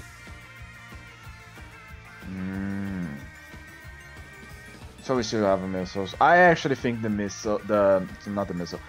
with the curling bomb and rain is a little bit underrated. I mean, Rain's kind of like average in this meta, honestly. It's kind of just like not bad and not good. I mean, it is a good counter for armor. You use Shredder, it breaks the armor much faster. Yeah, but I mean, even so, you're just better off using the missile minis, because missiles are just way more versatile. But anyway, coming back into Humpback again for the second time. We'll see, we see a Hydra coming out this time, actually. As Persistence is kind of sticking with the same comp. We got the brush with the beacons. I think the beacons might be a bit of a problem, actually, for Sonaria, especially since they're gonna have to like take time to get rid of them, especially if Persistence gets a good push going along early. Armor popping out from Stormy. So far, no disconnection just yet. Control of mid is on Persistence. They shred the armor. Nautilus does go down. Stormy is in a pickle. It's two people down from Persistence, one person down from Sonaria. Sonaria doesn't have enough clamps to push, and it just seems to be mostly just, I got mid and you guys don't. Yeah, still going on neutral right now. Nobody really has enough clams. Scenarios looking to pick up more clams as it turns into a 3v3 with the Nautilus and the Kbot trading, and somebody that looked like it would jump back to a beacon, by the way, as it jumped out very, very fast. That looked to be the brush, as they're trying to make a power climb in mid with Sonaria. But they only have the bomb rush online in terms of specials. No specials on the side of Persistence, as it looks like Glacier is just looking to use bomb rush to kind of paint up more of the map. As someone was in their base. Wow, it might have been the brush, actually. The brush, that might have been a good play by the brush, actually, because I think the brush might have been distracting them just to waste some time. That's true. That's true. I was doing it again. Go brush. Go brush. Yeah, I see the brush trying to go back into their base, and Inkling coming out of mid too. One goes down on the side of Sonaria, as the splash is looking to possibly get pincer to mid, but kind of gets help, forces Persistence off to the bottom left side of Humpback pump track. Another bomb rush coming out from the splash. The Hydra is kind of just like stuck in his position, as the Hydra has to deal with two missiles and an Inkjet. That cannot be fun. Weird throw from the ball over there. I actually like when that thing happens. But actually, no, the Jet Scorcher will not be. choosing to get the power climb, which I think it's fair. You don't want to get the location away, and it just put the Hydra at the end. It's just 74 points. It's not a big deal of a push. It's not something that we just saw in the previous sets. The Jet Scorcher has control of mid. They are still trying to they are struggling a little bit with clams, like, because only 8 is not going to do much, and trying to survive against the armor from the Enzap is going to be a little bit of a problem. Yeah, we saw Bear Paw almost pick up that kill. It would have been crucial if they would have gotten that pick on near the clams basket, as they go 3 down already on the side of Persistence. The Hydra has their armor ready. They're popping it right now as the Persistence is just respawning, as they're gonna have to deal with armored weapons right at their clams basket. But the Octobrush gets a good pick on the Hydra, who is looking to try to push their way into Persistence Street. As Sonaria doesn't get as many clams, I think, as they were hoping to get in with that push. But with that delayed wipe, it looks like Persistence can like comfortably get back into mid, try to get some control going on here with the Nautilus having the Inkjet online as well as missiles too. Maybe they'll be able to combo as we see the V-Jet pushes missiles off, and looks like the Persistence isn't really making too many moves in mid right now though. But looks like they're giving Sonaria a little bit too much time to come back in. Is just as I say that, they're gonna pop armor, they're gonna rush him right now. It is. I think it's hard for Persistence to push against a double armor comp. Like, they do take this zap after they pop it, and it does help overall, and just not the splash and the K-Pro, which means less paint. With the splash popping the bomb rush, but canceling the end zap from pushing. It's a delayed wipe. The Nautilus just respawning. Sonaria has the upper hand on this match, but it doesn't seem that they are doing much. Is basically just a stalemate happening mid after they push. Yeah, and I mean, like with Persistence's last push, it kind of like went along kind of as I said it would. They kind of like Persistence kind of like took a little bit too long to make that push happen. But again, you're correct. It kind of like is a stalemate right now with Sonaria going 1 down, but Persistence only has about 13 clams. That's not really enough to do really too much with the brush holding the ball right here. Would they pop armor, see if they can maybe try to force their way in, but the Inkjet's already over, and the Sonaria is starting to swarm their basket now, and the armor's already over, so it looks like Persistence is kind of stuck in mid again. Kind of like hit a brick wall. Yeah, like, I remember when I was playing with Lucio. Lucio loves doing this with the beacons. But the problem is that Lucio, you have a power clam with you. You want to be stealthy, you're not doing that well right now.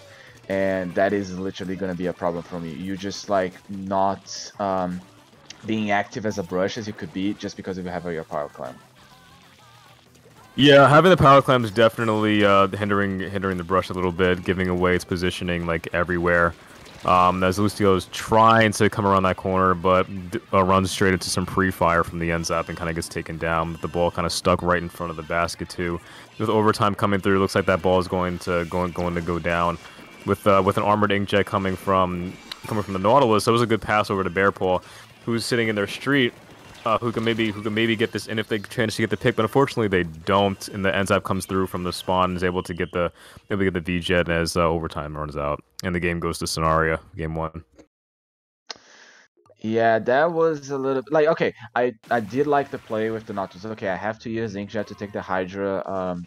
To challenge the Hydra's range, but at the same time I feel it could have been played much different in terms of like just who should push as a weapon. Like, you can still do the tricks as a brush, just better synchronization among yourselves.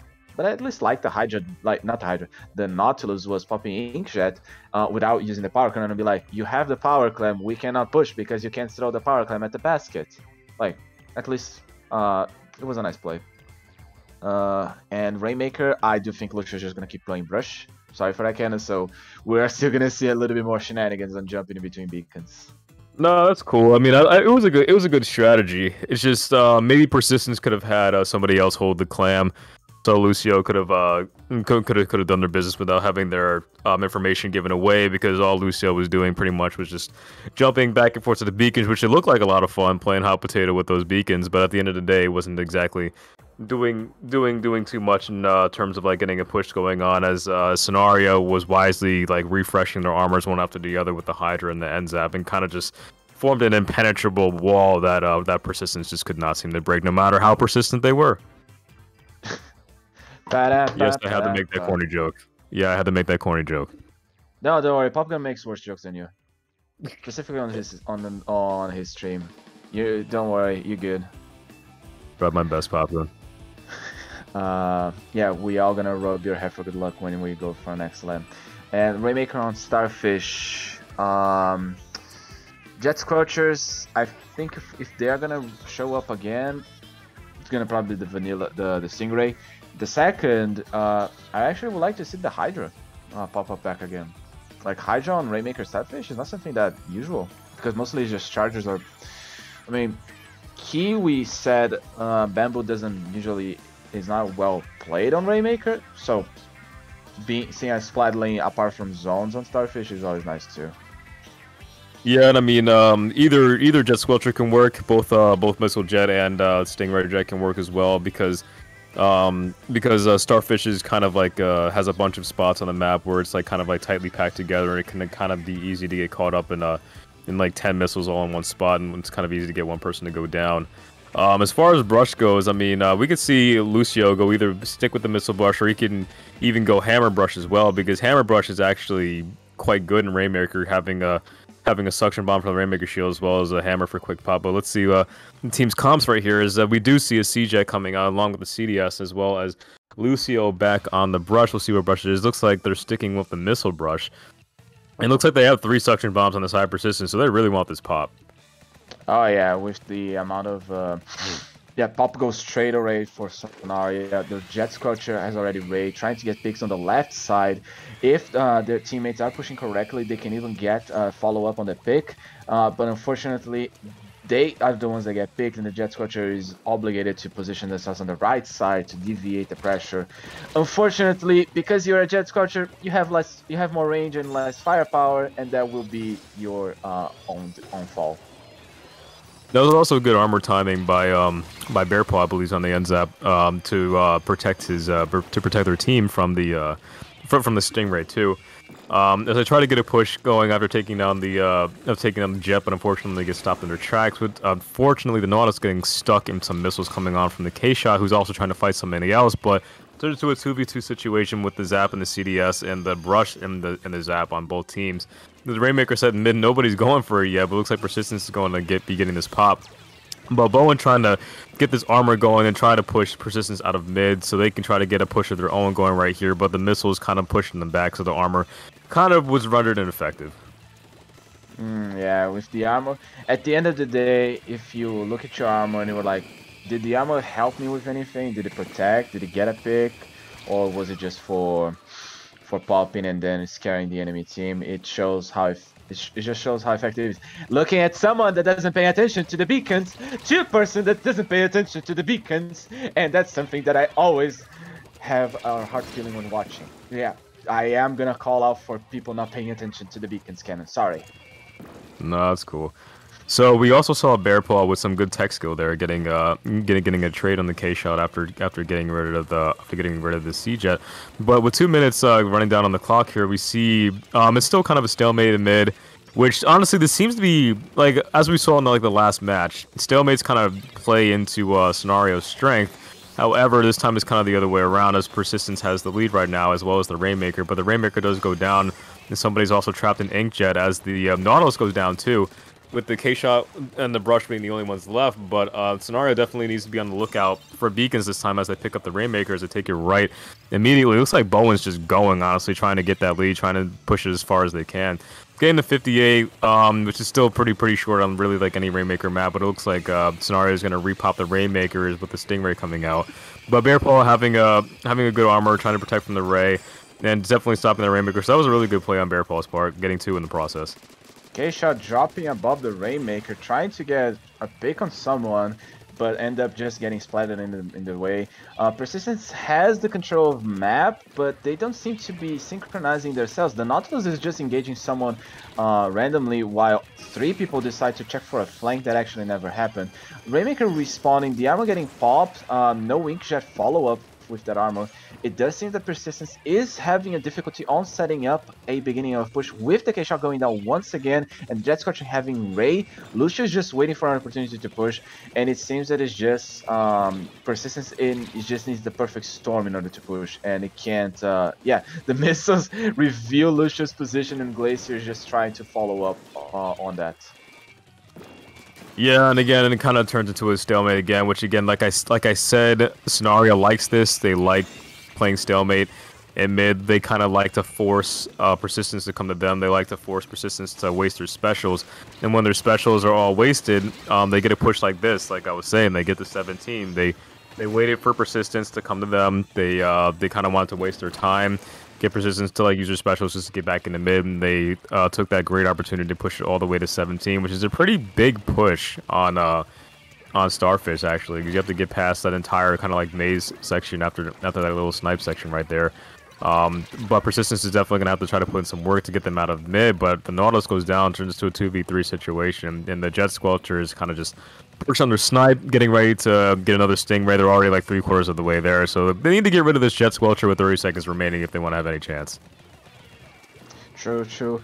Probably going to be the last ray of the match, save from the Jet Scorcher from Minawi. It has no reason to expose themselves any further, and I kind of understand. I kind of understand just now playing literally at the point where Rainmaker is supposedly going to give lead to Persistence.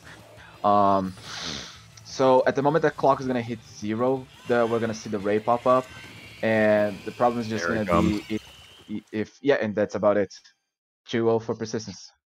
Yeah, that was kind of a tricky situation. I started off taking off left, but I think no matter which way they went, whether they took it to the left or to the right, wait, what? No, Sonaria won. That's okay. That's right. Nice. Had a boyfriend. I mean, Anyway, I have it too right because, like, I'm sorry for my mistake. I'm trying to follow up on what's happening on the chat because I'm sorry for everyone that is watching. We're not gonna go for play all 3. It seems, or did there someone DC again? Just pools are only 3 rounds. No, but the 3rd match. Yeah, oh, okay, yeah, I see that. Okay. Yeah, I think I think the DCs just took up too much time. Yeah, it's way too much overtime. Yeah. So Sonaria basically wins. So it looks like Sonaria wins. Well, at least I would say okay. It was just we're skipping, and they already. It took us so long for finish the set that everyone's already seated. Yeah, and I mean, like I said, that last that last scene of that Rainmaker match was kind of tough because no matter if they took it left or right, that spot is just too narrow, and it was kind of easy for the Jet Squelcher to get that pick with the Rainmaker, or with Stingray. Sorry. And not to mention the Jet Scorcher going for the flank, like it was also not a good call. You should have gone like fair. You can raid, but go back to snipe so you can watch your team being flanked. Kennedy, do you have any last words before you call for another break? I do not. We're gonna go take this break. Come back for the next brackets. Yes.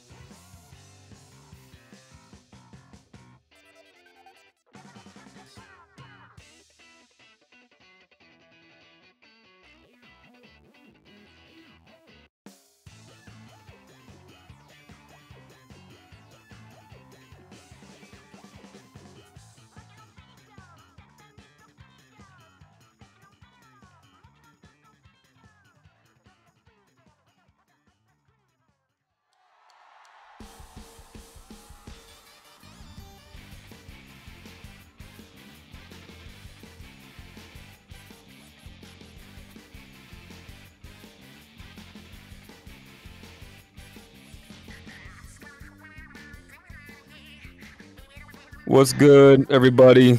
We back up with Great White bracket. We got Campfire versus Summit up in here. On the side of Campfire, we got Kelp, Nico, Chico, Storm, Bishop, and Omega 3. Summit, we got Leon, Havoc, Storm Hero, somebody with the Japanese name that I can't read. Maybe Fern can read it, and Q. We're about to have a crazy round one set going on up in here. Give me a second, Kenan. I am getting my ultimate how to read people's name. Okay, anyway, Leon, been a while. I actually have I didn't message Leon after my break from the community, and honestly, I'm actually betting. Honestly, all these teams are actually nice. Always great to see them on the Grey White. We see Bishop, we see Omega, we see Storm, we see Q, we see Havoc, we see Leon, and we see Storm. Why are there so many people called Storm plus something on the community canon? That's so hard to keep track. I guess Storm is a pretty common name. Storm is a pretty common name. There's like a bunch of common names that you see everywhere within gaming communities. But this is the Splatoon community. We love them all the same. You know what I'm saying? I mean, I don't know anybody else out there named Canon2K, but if you out there, bro, I'd happily dap you up. You know what I'm saying? So going into this set, we know that Leon's probably gonna pull out the bamboo, but Leon's also been known to flex to other weapons in the game, such as the Explosher. Oh yeah, the Explo is so underrated. No, I wouldn't say, sorry, not underrated. So hard to use, nowadays at least. It's actually one of my favorite weapons in the game, but it's so hard to just pull it off in a comp these days because it's just demands so much. I used to main the thing, so I know. Also, the name of the person in JP, it's called Suki. Suki, okay. Yeah. Yeah, as we get a first glimpse of the maps here, Tower Control, Inkblot, Clams Mako, Rainmaker, Black Belly, Splat Zones, Piranha Pit, as well as TC Sturgeon if we're able to go to a Game 5. Starting off on Inkblot Art Academy with Tower Control. We'll see what the teams come up here in terms of their comps and everything like that. As I believe Q's probably going to go for a T-Tech type of weapon. We see Storm on the Zap. We see a Kenta Slosh Machine coming up from Havoc and the Carbon Roller classic choice from Omega 3. As it looks like, okay, never mind. We see Summit coming out with a Bamboo, which might be a little bit of a problem for the Carbon because the missiles are going to be able to locate them. As Nico takes their spot on the perch of their platform, but two go down already. But Nico gets an early bomb rush to try and desperately keep them off of their platform. They definitely don't want someone pushing up too hard. No, yeah, you're probably right. With all the Slayers going down from Campfire side, that enables them to push from the first checkpoint. Luckily, they were not able to push even further into the office, which is like ideally what you do after you break first checkpoint, or at least take control of one of the stacks and push people away from the box. Omega jumping in with the Carbon just below the entrance to stack on an inkable. Carbon is not gonna do much. That was a little bit not cautious, and that's just gonna be the end of the push for the Campfire. Yeah, I thought Campfire was gonna get a little bit farther than that, but it looks like Summit was able to respond fast enough to prevent them from getting too far on that first checkpoint. As Havoc here getting a few picks with the Kenta Slosh Machine, my favorite weapon in the game. As that's a delayed like 3 people down on the side of Campfire, with Kelp kind of like hanging out here on this right platform, getting Leon off the tower, which is great. That's a huge hurdle out of the way, so the Bamboo won't be able to come do its 99.9 damage on anybody in mid. As Kelp gets pushed back a little bit by the machine on Summit's platform, as Campfire gears up for another push, which it looks like they're going to be able to get past from the first checkpoint this time, as they try to go up to their bats on the side of Summit, as they're just really trying to get them out. As Havoc Splash unfortunately gets canceled right here from the K shot, which putting in some work right now, man. Storm's definitely putting in some work on that K shot. Storm going for controlling just below the drop is gonna be very important for the tower to go to last checkpoint. It doesn't matter that Storm went down. They bought enough time for the tower to move, and that's why the ball managed to get so many splats. And just like I think it's just a triple right now, Ken. Like we literally just saw at least 2 people at least get splatted by the blob, and it's gonna be the end of the game. Very well played for Campfire. First game goes to them. Look at this map, so green and so dominated by turf.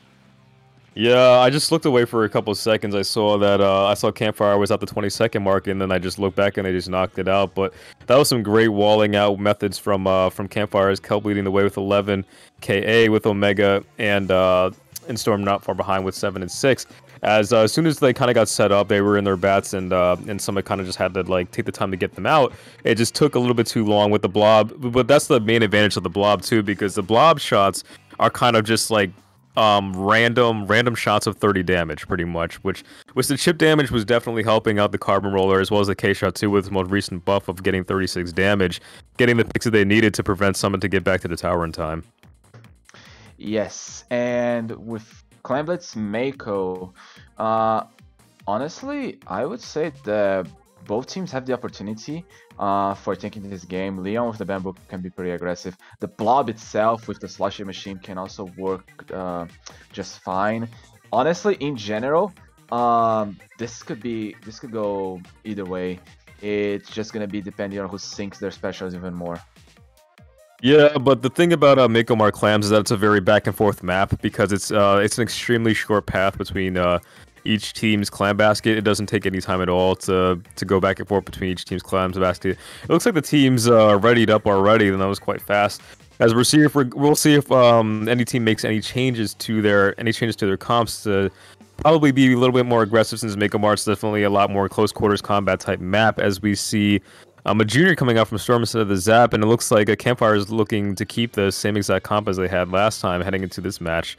We're probably going to see the Carbon take some spots under the ledge to see if it can get some picks on anybody trying to come back from spawn, as well as like picking off anybody that gets a little bit too close to those ledges. Yeah, also, I think the bamboo is not gonna do 99.9 damage on this.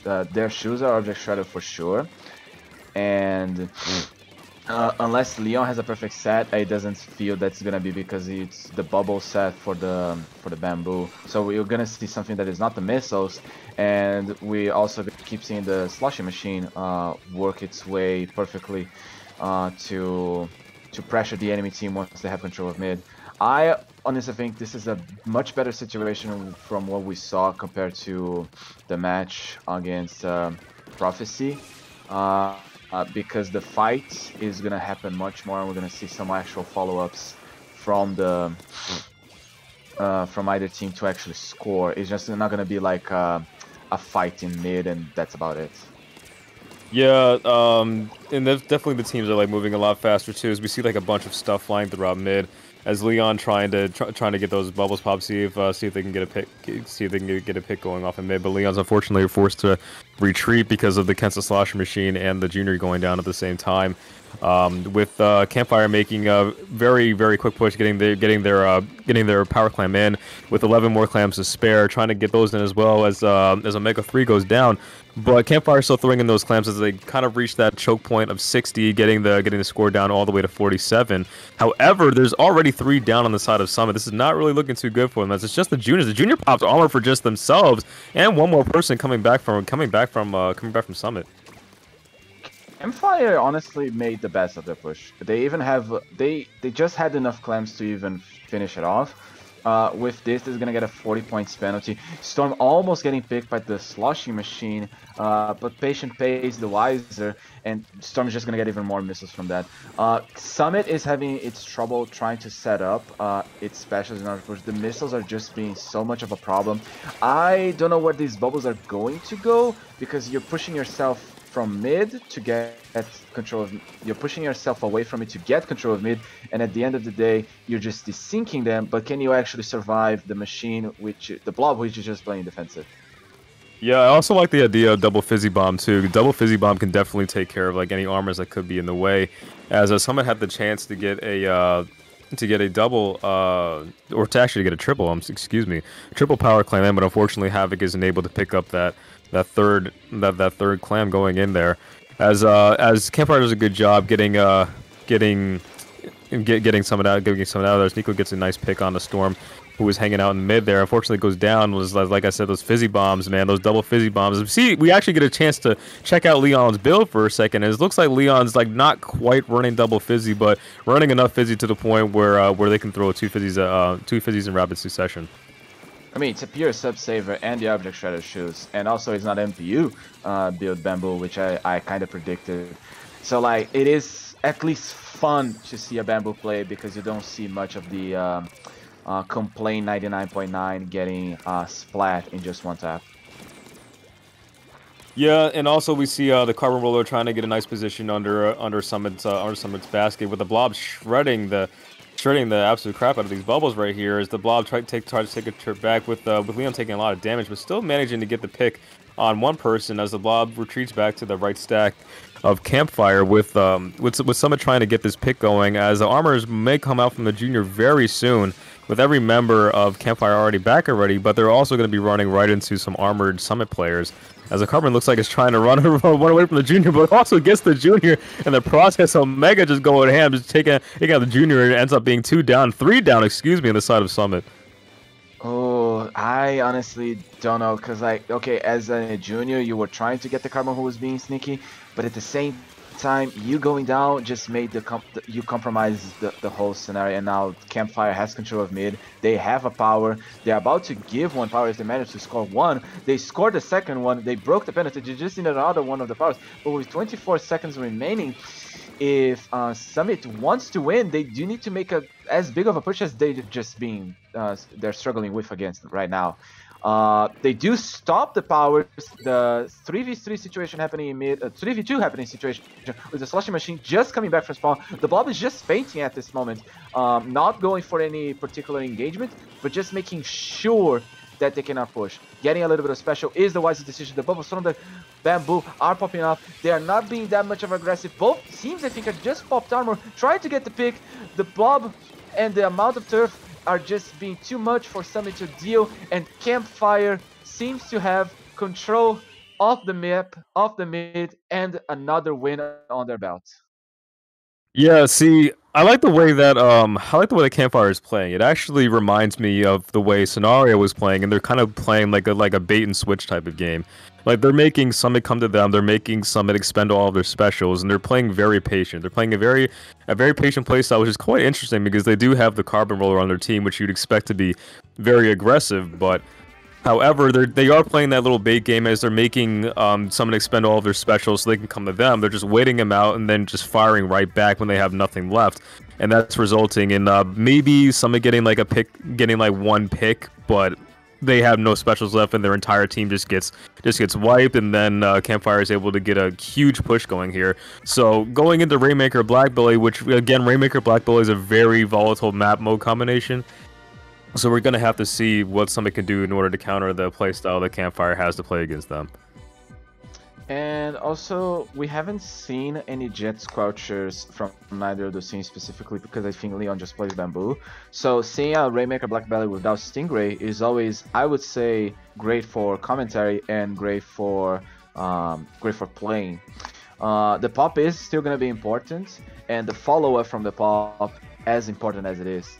After the pop, don't recommend you stay behind the Rainmaker, mostly because people, depending on the situation, they will try to play a little bit of bombs, they'll try to get around from the zones, trying to get to the enemy base and get people that are stuck on their T. So once you get the pop, don't just stand still, like already have a plan as a follow-up, or if you're not getting the pop, also have a plan because you need to be defensive at that moment since the majority of the turf is on the enemy team's hand. So that's mostly about it, I would say, about Blackbelly, if you don't have to worry about Stingray. Yeah, it's gonna be quite weird actually, like not seeing a C-Jet on Blackbelly Rainmaker, as it's definitely one of the most powerful weapons in the game on this map mode combination. But I mean, we'll see what Leon does. You know, Leon's a pretty good flex player. Like I could definitely see Leon pulling out the C-Jet if needed.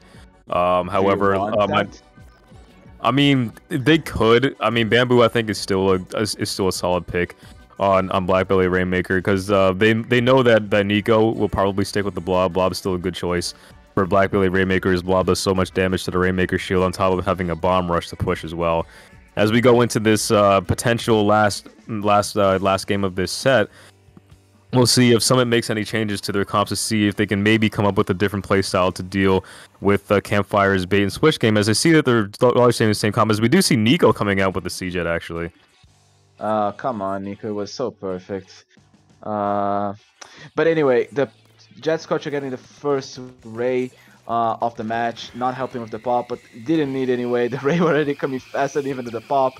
Getting the picks, the armor popping off as well. Pushing from Campfire is very, very aggressive on the first push. No picks. Oh, Summit gets the first pick on the K shot.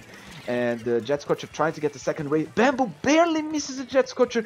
This seems to go very brick, but the Jet Scorcher will survive and the Bamboo will get picked. So it is just a back-to-back situation with just one person from Summit. The first one to have, the first one that got splatted at the beginning. And Storm with a nice pick with the Jet Scorcher gets a follow-up second. Good That's lord, amazing. Storm. Calm down, Storm. Oh my god. We see some wild inkjet aim from Storm as they're still 3 up, trying to keep this push going, getting it to 22, which again, no lead is safe on Blackbelly Rainmaker, as I'm sure everybody's well aware. But that was some crazy skills by Storm right there, getting a heap of back-to-back picks on Summit right here. Summit is now back on the offense position as Summit again finds themselves behind very early on into the game. But they're going to have to find a way to get past that crazy wall of defense that the Campfire seems to have, as they have both missiles and the Stingray, which coming out right now, which also gets the pick on the Rainmaker. The Summit goes 2 down with just the machine and the Bamboo left. This is a very hard situation for Summit because at this moment they don't have enough turf, especially for the sloshing machine, and the Bamboo are the only ones left alive. It does seem that Campfire will have another opportunity to just stall the Rainmaker by pushing it again. Even though the NZAP does go down, the K-Shot's trying to get the picks on the Bamboo, which is the backbone of Summit's team. And it seems that it's just going to be the Jet Scorcher trying to survive. Maybe Summit will have an opportunity to push, but the Bamboo is the one being the front line here. This might not go well for Leon.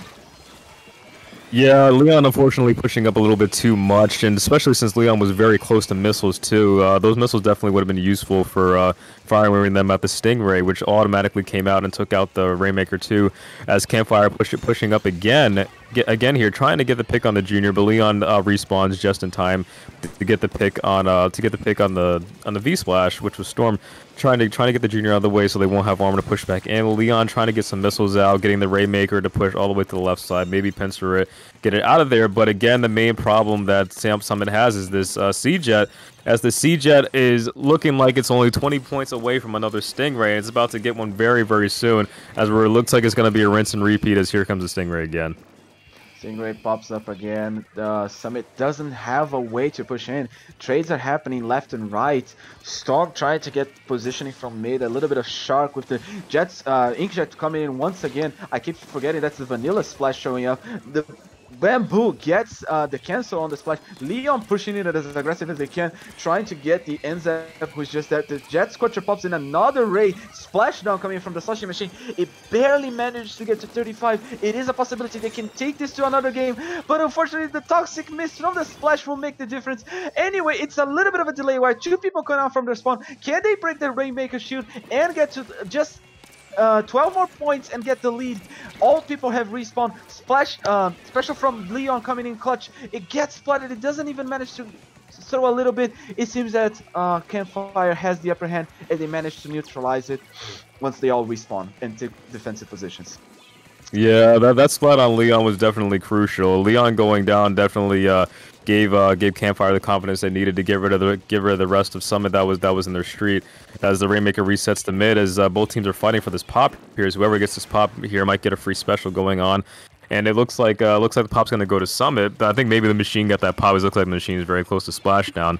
As we see Summit desperately trying to get some specials going on here with less than a minute left. And the Jet Squelcher has Stingray ready, so you know the Jet Squelcher is going to stay safe. The Jet Squelcher is not going to make any risky plays. Definitely not going to get anywhere near the Bamboo, as Leon actually pops missiles quite early here, as they're trying to get rid of Storm, who gets caught like in mid, but unfortunately they can't get him down. But the Stingray comes out a little bit early with about 30 seconds left, managing to take down the Rainmaker and well, actually three more. Actually, they go three down with just a K shot left in mid. True. 24 seconds remaining on the clock. Just waiting for the missiles to get all four of them. They're just holding the Rainmaker in the base. They also all get missiles. They almost managed to get pick the Rainmaker by accident, which could have led to an overtime. Going back to mid, Leon's on the right side, trying to get a position. It's just a slushing machine with the K shot trying to get the setup. Hugh is having some trouble trying to begin the push. Nobody just gets flooded. The splash gets flooded instead. It's a 4v3 situation. The ray pops off. They're trying to dodge it as best as they can. They manage to survive. All 10 missiles go to the Rainmaker. And at the end, it is Summit's goodbye to SOS, and Campfire will be advancing to the round 2 of Great White. Yeah, unfortunately, Summit's SOS run comes at the end to hands of a 3-0 by Campfire. Well done to both teams. Great gameplay to both teams, as Campfire is going to move on in the brackets and everything like that. And looks like Summit just could not deal with Campfire's kind of like bait and switch up play style that kind of just like counteracted Summit's whole game plan. I agree. Well, that is gonna be also Summit's goodbye to SOS, and also is gonna be our goodbye for SOS. So let's just call out anything you'd like to say, Kenan, before we go. Yeah, that was a great some fun round. Yeah, those are great fun rounds. You can find me on Twitter at CinderRace2K. You already know. Kenan's back on Twitter. Follow me if you want. If not, that's cool too. I still love you. Well, we can still find you for this month. We don't know about next month. You might get another band. We'll see about that. And you can find me as Superfern013 at Twitter. Anyone wants to flame me on Twitter for making mistakes, do it. I actually like those. It makes my day a little bit more interesting. Thank you very much for watching us. Kenny, you can do the disclosure. All right, everybody, have a great night. We're gonna hand it over to to the next set of commentators. Hope you enjoy their commentary as well. It's been real. Peace.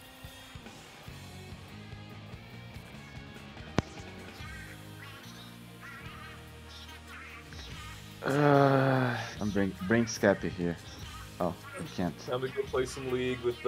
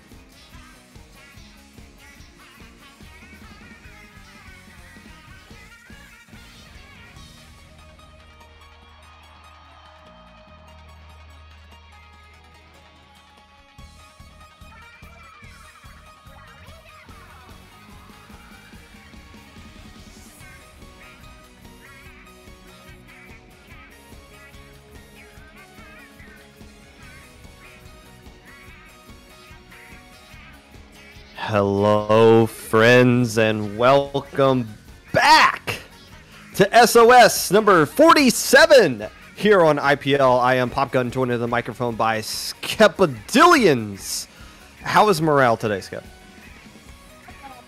Popping off. I mean, I don't know if you guys saw the last half of the tournament, but I did, and Campfire really performed. Love watching them play. I myself am doing great. Excited for both LSL and Flutie this weekend. And speaking of LSL, this is just a casual reminder. If you haven't signed up for LSL at 16, it is this Saturday, November 6th, 1 p.m. EDT. It's for low-level teams. You definitely got to play in it. They have a group stage that's round robin and play all three, similar to SOS, which is what we're seeing tonight. And it's smaller in terms of the skill range, so don't miss out. Play it this weekend. Super excited. I myself am going to be playing in it, so hope to see you guys there. And I guess, what's the next one here? Splatoon at Purdue. We're just going down the list here. That works out. Splatoon at Purdue. The official Splatoon collegiate organization for Purdue University is hosting its 4th in-house tournament, an exclusive event for Purdue students and faculty. The fall 2021 in-house tournament is putting Boilermakers together with drafted teams to compete in a round-robin group stage and single elimination top-cut bracket. The event will be streamed on Twitch on Friday, November the 5th at 6 p.m. Eastern Time. That's this upcoming Friday. Come support the collegiate esports scene with Splatoon at Purdue.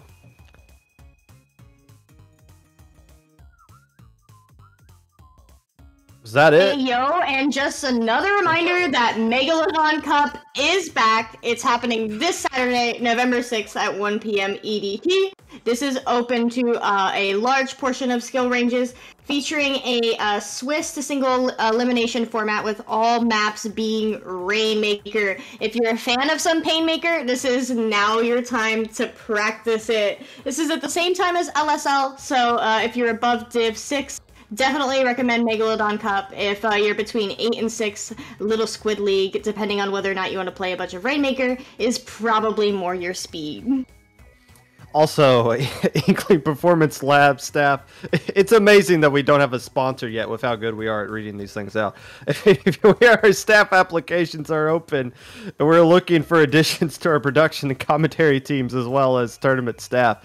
Even Swimmer Sync itself is currently looking for staff members. If you're interested in helping out in those areas, please fill out the form. If you're interested in more than one area, you may fill out multiple forms multiple times. And with that, all the plugging out of the way, welcome to semifinals here at SOS. We got okay, so we got some interesting thing goes on here. We got Midnight taken on Twice. If you're like me and you thought Midnight had disbanded a long time ago, you are correct. I did a quick search of Midnight_SBL, and it brought me right to the same team. They disbanded back on June the 2nd. So it's good to see. We've seen some teams disband and then come back for a little, reunion tour every now and then. Midnight being a very strong team. Div 2, back when they were a thing. Twice, on the other hand, a team that has been soaring up the ranks of Splatoon all year long. Back when they were a team making top 8 in SAC, and now you see them consistently making these great white brackets here in SOS. You see them consistently taking games and sets away from really strong teams as well. This team's been really improving, especially behind that one shot that you see on screen there. One of the most aggravating chargers to go up against in this scene. Yeah, definitely. I personally have not heard of Twice. I have heard of One Shot, definitely a name that I recognize. I also recognize Kakarot there, and Tenta on the side of Midnight. Very excited to see these two teams play here in SOS 47. Do we know what map modes we're expecting right now? We do. Clam Blitz at the Reef. If memory serves me correct, Tenta was not a Tenta Brella player, but a Charger. So that, along with one shot, I don't know what specifically they're going to use for Clam Blitz at Reef. I think they can have the capability of flexing to something like a Bamboo. But we should see more of a old school Charger versus Charger battle at some point in this set, I would imagine. And if you feel like you know who's going to win this one, and you want to dump some channel points in here, feel free to make a prediction. Don't hold on to those channel points. You want to see make an investment that's going to grow over time. Predict which team you think is going to win here of this best of 5 set. Midnight, the disbanded Midnight, or the current Twice. We see no one shot. Looks like there's something out. I was watching the stream they were playing earlier. Kraken Mare was streaming. I did see one shot playing for Twice. It looks like there's some of them out specifically for Clam Blitz, and Rhythm coming in with the slosher. No real surprise there either, and a ballpoint on the side of Midnight. Yeah, that V-Slosh definitely does very well here on Clam Blitz Reef, and just Reef in general, but Clam Blitz especially because of those wonderful missiles. They are bringing out a camo tent, which is pretty unique. You don't see tents often in comp these days. However, that hammer should definitely come in handy. We do see that there is both K-Gals down on each side as Midnight takes control of the bridge here and begins working up. Both teams have 10 clams. Midnight starting to push up now as they do have the man advantage. Ballpoint just kind of working underneath here. Sees that tent wisely, just kind of backs off and retreats as it looks like the K-Gal goes down as well. So no real... Midnight had a little opportunity there to try to push up and capture some zone, but ultimately forced to kind of retreat here and push back as specials starting to be built up on the side of Twice. The team that's probably a little bit more experienced in this point of the game just because they've been playing with each other more recently, a little bit longer. Now starting to push in here. The tent does go down, but 2 players going down on the side of Midnight, and I believe Newt losing the 1v1 to... the K-Shot. I have no idea how to pronounce that, but... Okay, a couple of opportunities from each team to try to make something happen. Nobody's really been able to land a punch yet, though.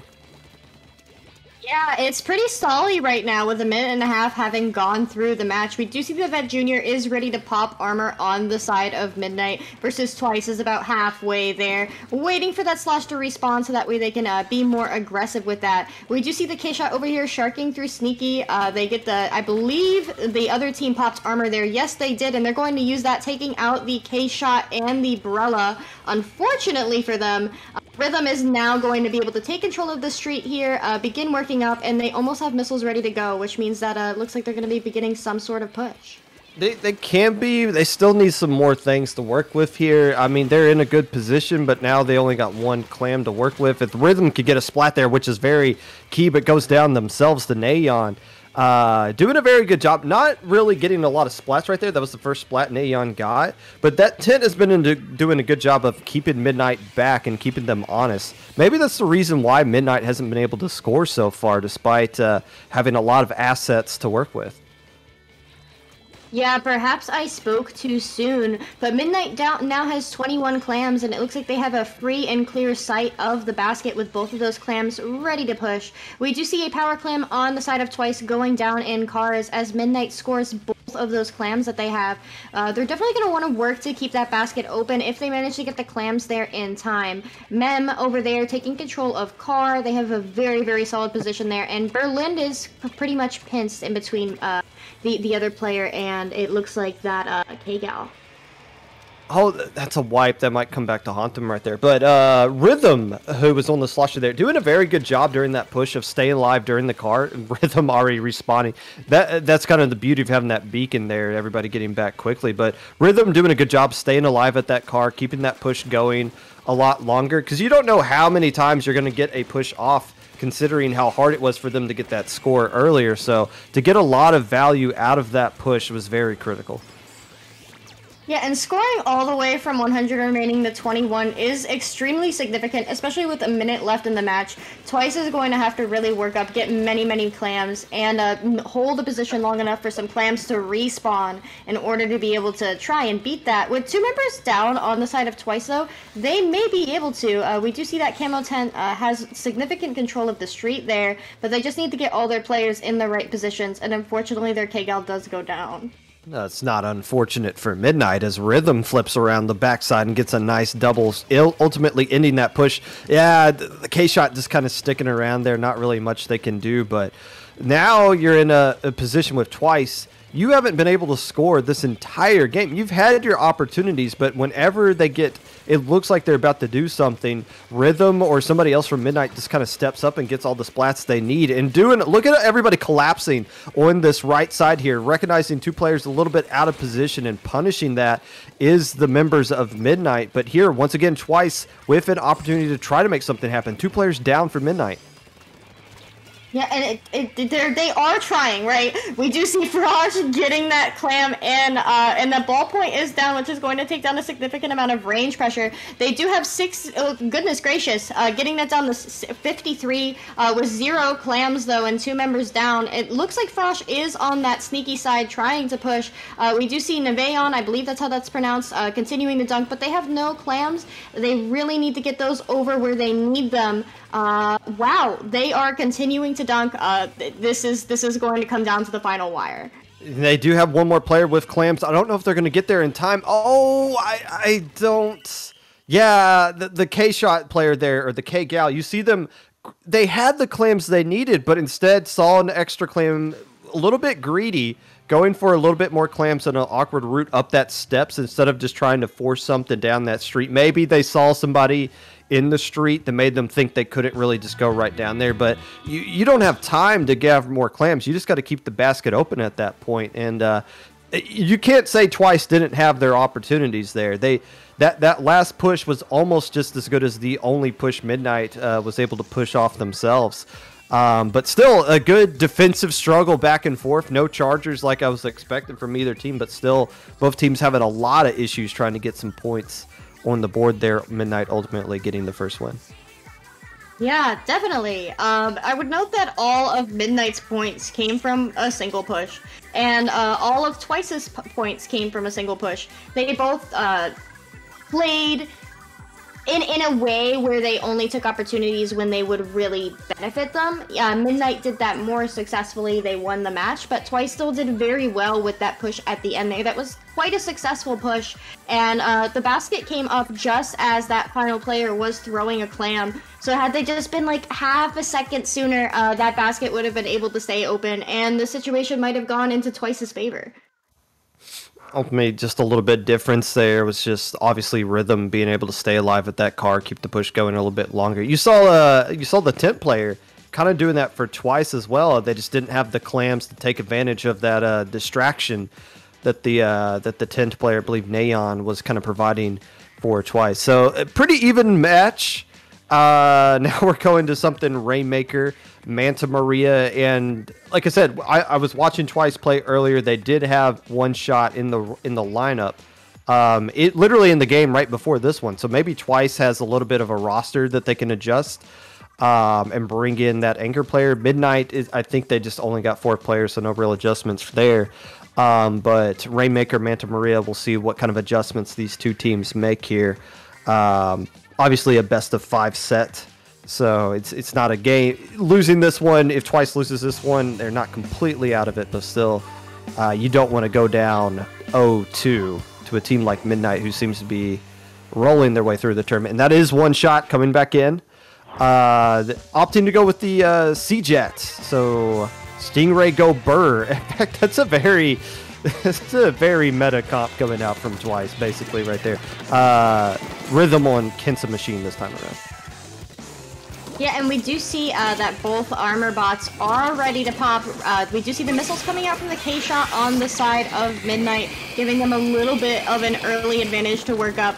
We do see the junior player over here working with their teammates to take control of that left street. There are 2 members down, but they can score some cheeky points if they manage to push through cut, or if they just want to fake it and pretend they're going through cut when they're really not. That's an option too. They're gonna go left through street, and it's very stally right now, Popka. There was a nice opening. I don't think they're going to get a ton of points out of this, but it's still a nice opening by Midnight. You saw a good kind of special coordination coming out there, popping missiles and armor at the same time, and pushing up with those specials. But now you see the rest of these players starting to jump back in. the K-Shot player over here getting a nice double, taking down one shot as well. But now everybody should know exactly where this player is. It's not going to matter, though. Are we going to see a quad from this player? We are. So now they get the quad, and they have control of the enemy street. So if they want to push, they need to do it right now as one more player jumps back in and takes care, avenging their whole entire team that got splatted earlier. But, man, if you're Midnight, you got to go. There must be somebody spawning back in that's really causing them issues getting over that cut. Wow. I can't believe they didn't get more points off that initial push. They went to the bunker. Yeah, it looks like they were trying to pretend that they were going through cut and then loop around through street. Unfortunately, they did get called out for that. Twice is now going to be able to take control of mid. That Nautilus pushing up into street. It looks like the ball point is there, ready to defend, though. But that NZAP is halfway to armor, which means that we were probably going to be seeing an armor jet anytime soon. Twice has the Rainmaker on cut. Unfortunately, the Rainmaker does go down, and they are 2 down.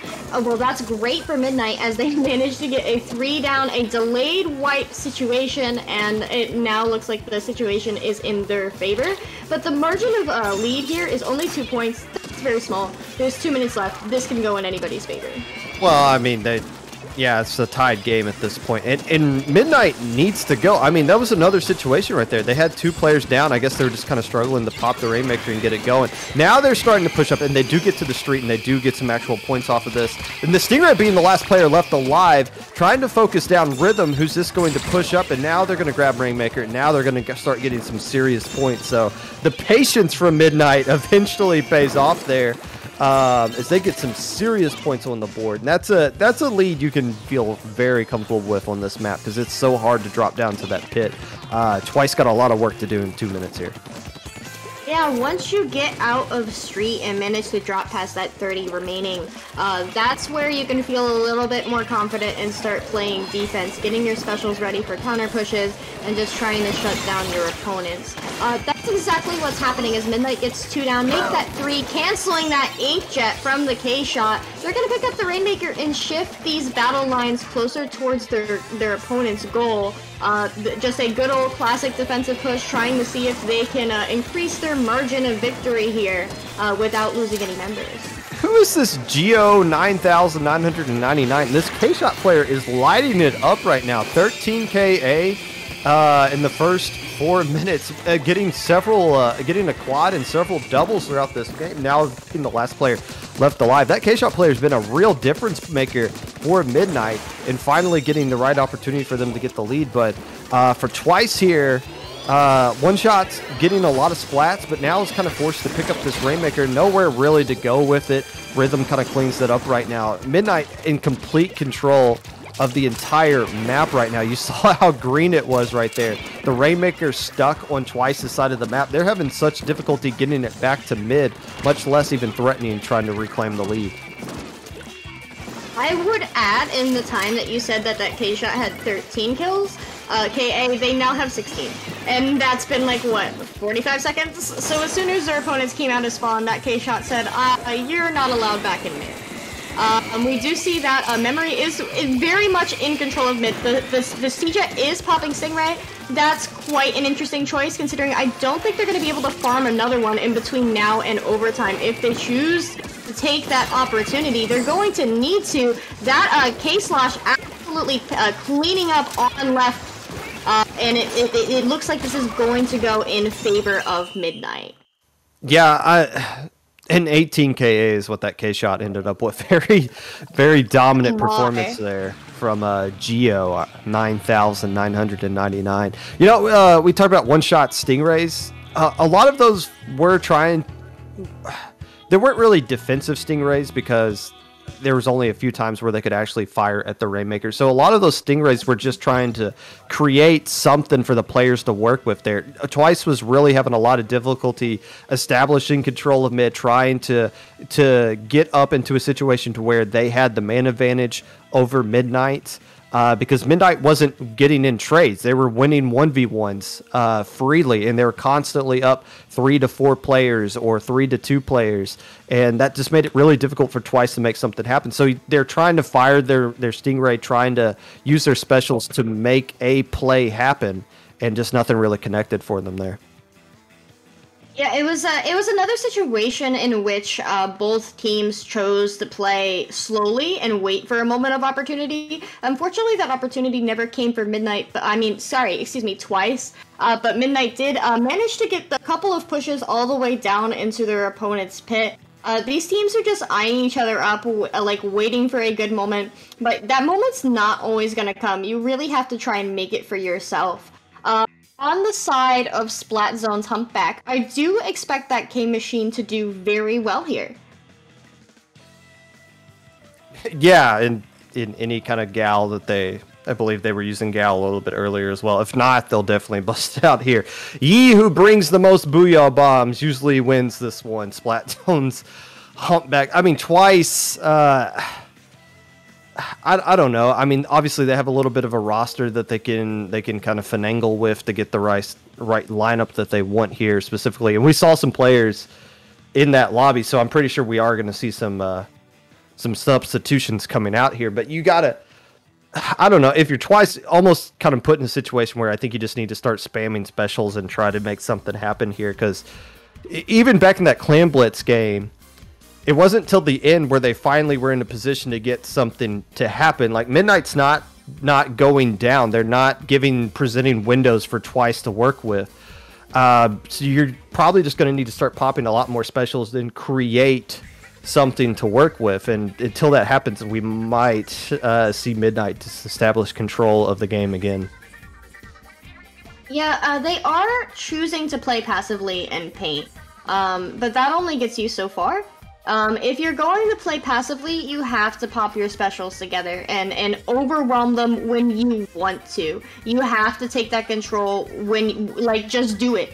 And do it together, and then you'll pop off. Like, obviously that's easier said than done, but I do think Twice can do it. They really, really can. So we'll see what comes out of that. Otherwise, it looks like, as of right now, they're going to need to perform a reverse sweep, which is difficult with this late at night, you know what I mean? Nah, it depends on where you are this late at night. I mean, it's almost 11 o'clock where I am, but I'm also an old fart that doesn't need to go to bed super early, so... You don't know. And yeah, I mean, if you're Midnight, your team name is literally built for this time of day, so I think they'll be fine as well if we get into it. I don't know what's taking so long for this game to get going here. The roster change shouldn't be that difficult.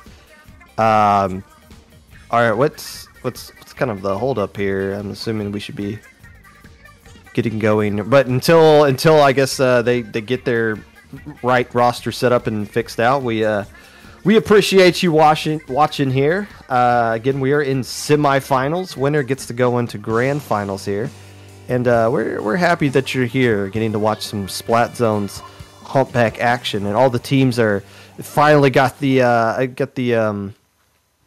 roster set they need here, and that is a scoped E leader coming out from the side of Twice on one shot, and Newt switching off ballpoint to that remix there. So opting to go with the Booyah Bomb, that's going to be really beneficial for Midnight. Yeah, they each have a Booyah Bomb, one from the remix, one from the Kgal. The E-Leader is a very interesting choice. I mean, I would expect that from One Shot, given it's a One Shot. The Splash is going to go down, and it looks like Twice is going to begin pushing with their specials. They popped 2 there. They need to work up with it, though, in order to take control of the zone, and they do so. Having 4 members up in control of the zone is quite huge, because now they're going to be able to really hold it as opposed to just capping it. Yeah, Berlin's Kgal is really going to be key here for Twice. It can pump out a lot more Booyah Bombs. Even though the remix has 2 Booyah Bombs and Berlin only has 1 kind of fired off here. Here comes the second one right now. But they need these specials to be very beneficial. And they need to find a way to keep One Shot safe with that E-Leader. Because you see right there, as long as One Shot is safe, they will get the splats that they need with that kind of weapon, even though it is a little off meta to work with here. But if they stay safe, they'll be fine in this game. It looks like Midnight kind of recognizes that, putting a lot of pressure on that E-Leader stuck in the bunker. Ooh, a very nice splat there on the remix. Yeah, and how interesting to see a scoped charger too. I don't normally see those, to be honest. If I see chargers, they're unscoped. So a very refreshing and dynamic change coming out of One Shot there. Twice does have their Booyah Bomb ready to go, but Midnight's popping armor and then their Suction Bomb Rush, which means they're going to begin pushing. A one counter Booyah to clear those bombs from the zone, keeping those points going. This team fight has been now going on for about 30 seconds, and Midnight is the first to lose a member, meaning that Twice is going to be able to maintain control here, make that 2 down on the side of Midnight. This is very huge, given that they only have 15 remaining. It looks like they might be threatening for a KO right here. Taking down to Junior, the player who's going to be putting a lot of pain on the zone, and it doesn't look like they're going to get that Booyah Bomb in time. Berlin getting another splat as well. Twice keeping the set going a little bit longer. Bringing this up to 2-1. And really, the Kgal there made so many critical plays in the middle section of that push. Throwing down the Booyah Bomb, instead of going for kills, decided to throw it down to absorb all of those suction bombs that the Neo Splash was throwing out there. Then got into a 1v1 with Geo, who lit up, absolutely lit up Twice in that last game, winning that 1v1, and then just kind of taking care of that left side from there. So Twice getting control of zone. And what I said, they had to keep one shot safe. They did that, and one shot rewarded them for that. And Berlin dominating with that Kgal, which they needed to do on this set. So Twice did everything exactly right that they needed to do to win that one. And maybe some momentum can carry them over into game 4. But for Midnight, maybe that, I mean, you saw they had to adjust their comp a little bit. I think that was just specifically for that map and mode that they played in. This next match might be something more that they can be a little bit more comfortable on, but still, a very nice win for Twice nonetheless. It was incredibly clean. Each member did exactly what they needed to do, and they worked together. And that Kgal absolutely knew how to use their special when it came down to that decision, particularly with those suction bombs. It's one thing to, like, play Kgal and play it for the KA, but it's another thing to, like, actually play Kgal. So, mad respect to them. Now Tower Control, Anchovy Games, I mean, I think we might see Splat Charger or maybe Firefin coming out here. Actually, you can pull out E-Leader here too as well if you're Twice. In Midnight, I don't know. I don't know if Tenta's actually playing or not. There's nobody with an IGN of Tenta in here. Well, I mean, it's possible the players switched up their names to be funny or whatever. But regardless, it doesn't look like we're gonna have a Charger on the side of Midnight. They haven't been using it all day. They've been sticking with that ballpoint remix. So yeah, maybe going back to the ballpoint as opposed to the remix they had before will work out a little bit more into Midnight's favor. But Twice opting to go with the C-Jets for Stingray spam, and so look for a Stingray to come out really early, try to get a pick. They tried to do that in Rainmaker. It didn't really work out into their favor, but maybe Armor and Stingray coming out along with Booyah Bomb right at the start here from Twice can create an opening for them. Yeah, Twice popping a significant amount of specials. They popped Armor, they popped Booyah, and they popped Ray. So that's absolutely going to dominate Midnight, as the Neo Splash is the only one up. We do see Frosh and one other member on the tower working around it. It looks like the C-Jet is successfully taking control of Plat there. Working together, that's quite a positive hold. Unfortunately, they do go down to the bomb. Midnight's going to be able to take advantage of that now that there's only one player on Plat. That's something that you want to work with. Make that 2 members down on Plat. Oh my! Twice crushing it right now with getting nearly to that second checkpoint. They're not done either, and there's no real beacons put up. I think Newt might have just put up a beacon, but instantly got splatted themselves right there. So if they can find a way to get across this second checkpoint, that'll blow the doors wide open on this one. It's going to be a comfortable next 4 minutes for Twice, and it looks like they did get past the checkpoint. They did lose one player, and some more specials coming out here. If they can find a way, a missile splat. Can the K-Shot player take down, I believe that's Geo up there? No, but Geo gets a little bit of help from Newt, creating a pincer situation as they're just trying to clear everybody out of the arcade. The range of this ballpoint should help as the rest of the players from Midnight are collapsing in, but still damage done. Twice doing a very good job capitalizing off of that great opening that they busted out there, and now Midnight having to throw a lot of specials, trying to get back in the mid, but they do get 2 picks off of it. Yeah, and Twice does have that good old GG Ray. They can shut down pretty much any push when they want to, provided that C-Jet is alive and supported. But very quickly, Midnight does have control of Twice's plat. This looks like a reverse situation of what we saw just a moment ago, with 2 members down on the side of Twice and 1 on Midnight. We have Geo over here and 1 other player, I didn't catch their name, ready to go, but we'll see what happens, as we do have 1 on their snipe as well.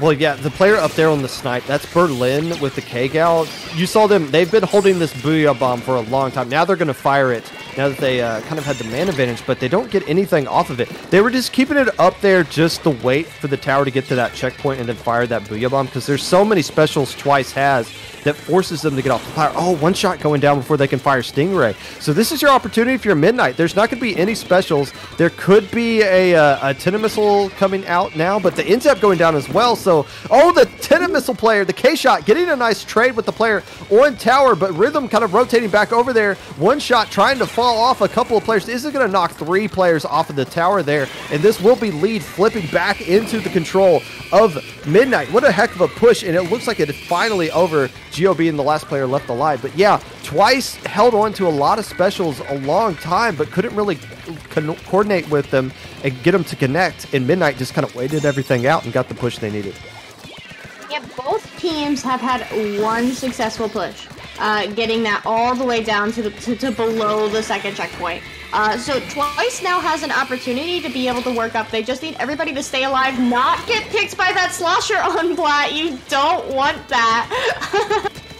Yeah, and 1 shot trying to take over those 2 players, but you have 2 players underneath Arcade. That's not good, meaning that the ends up and the C-Jet are going to go down, and Midnight's going to be able to take control of the tower here. Okay, I was about to say, who cares that fight's going on? The tower was running away, and they were about to get lead back. They were committing a lot of players to try to take down that C-Jet, but a nice response. Once they took out 1 shot, they rotated back towards the tower and shut down that push. But that looked like almost a mistake. It looked like they were almost overcommitting to something that wasn't even related to the objective at all. But now you see the advantage of that. They have all this purple ink in the map. They have the man advantage here. Only 30 seconds left to go. It's not looking good for Twice. And Twice thought they were safe riding that tower on the plat. No doubt that 1 shot was calling it out that they're being pushed. And so they're doing everything they can. 1 shot's just trying to stay alive as long as possible, but they do go down, and that means that Midnight is going to be able to take control of, like, everything. With 2 members down on the side of Midnight, we do see that C-Jet is going to pop their Ray. They're going to get a couple picks there, but it's not going to happen, and the match is going to go in favor of Midnight. That's a really impressive win for Midnight right there. The opening that Twice used, where they combined all 4 of their specials and timed them just perfectly. The missiles combined with the Stingray, with the armor, and then waiting till all those specials ended before throwing that Booyah Bomb. That's what opened up the beginning for Twice to get those 2 checkpoint pushes, because there was just nothing Midnight could do except run around. And once they got that huge lead, you think about that. Yeah, they had the GG Ray, but they also had missiles and Booyah Bomb, 2 specials that are notorious for forcing teams off of the tower. So they had a good defensive comp built as well, and Midnight won anyways. They came back on a team that was built to withstand a big comeback with the comp they had, and beat them straight up anyways. I'm a little bit just because of a bit of a overcommitment on Twice to trying to shut down a push instead of being patient and surrendering checkpoints at a time. Like, let's give them the first checkpoint. Instead, let's build up specials and get them at the next one. So a little bit of frazzledness, but that's credit for Midnight for forcing Twice to make the mistakes with the pressure they put on them. So a very impressive win for Midnight there in that game. I can't believe that. Well, I mean, it's not that I can't believe they won, but it seemed like Twice did everything they needed to win in that opening second or so. Yeah, that opening push was absolutely fantastic and incredibly clean. Definitely something that I could have seen them holding that lead for the rest of the game. Of course, things happen. Midnight just figured out a way how to push through it, and they took the W. and that's absolutely fantastic. I do look forward to seeing what Twice can do in the future. We might see them again. Who knows? But Grand Finals is next. Very, very incredibly exciting, and yeah. We're not gonna take a break, are we? We're just gonna keep rolling through this, right? Yeah, why not? No, we don't need a break. Let's get this going. So yeah, obviously Midnight is going to be playing in there. They're going to be going up against IDM. What's the acronym for this? What am I missing here? Is this some sort of new joke or something? I don't know. It's Synops, Hinlo, Omar, and Yoshi are the players on here. So very, obviously a very strong team in their own right, just coming off of a 3-2 win over Campfire, who you saw sweep Summit earlier on stream. So Midnight, a team disbanded, coming back here on the reunion tour versus I assume this is the pickup team. I'm going to Google IDM, and I hope nothing dirty pops up, because is there some sort of... What is this acronym supposed to mean here? Intelligent Always dance music? Dangerous game. Wait, what? What do you mean dangerous game? Oh, what I'm doing is a dangerous game. Yeah, Googling something you don't know, but intelligent dance music, did I hear you correctly? Correct. That's what Wikipedia is saying, commonly abbreviated as IDM. So obviously intelligent dance music is what this pickup team is going for here. Internet download manager? That's probably it. Let's be real. What's that? Internet download manager, like when you download multiple files, like from Chrome, like I don't know, like you get like a little thing that says like your download manager. Do you know what I'm talking about? Anyways, yeah, should be a good matchup here. Both teams coming in, obviously undefeated. The way SOS is set up is you can't get to this point without being undefeated. So somebody got to take their first loss. I know Midnight played in SOS like back when they were an actual team. I don't think they've ever won it or not back when then. I know like a lot of stronger teams used to sign up in the old days for SOS. So I feel like that might have, but I could be wrong. I don't know. Regardless, Midnight an opportunity to win what could be their first SOS ever. IDM, I mean, just looking at the players on there, obviously Synops and Hinlo, the ones I know, very strong players in their own right. On this, what do we call this guy? The device manager, download manager? Download manager, Internet download manager. Okay. Let's roll with IDM. Anyways, game one, Rainmaker Muscle Forge Fist. We are seeing in chat that it stands for I don't mind. So, okay, heard. Wonderful. We do see a Sploosh 7 coming out on the side of Midnight. Gonna use that hammer to try and push up the right side, probably. We all know how dangerous that rail push can be. Plenty of aggression coming out from Midnight side with that Sploosh for going a traditional backline. Midnight is going to keep their ball point out, though, which is very interesting because Splatlings are not usually played on Muscle Forge. ITM coming out, what's this, Hanron 2.0? It's very aggressive comp here. Kind of like Crowns a little bit too. This run and gun play style is exciting to see, especially for a mode like Rainmaker where you want some speed.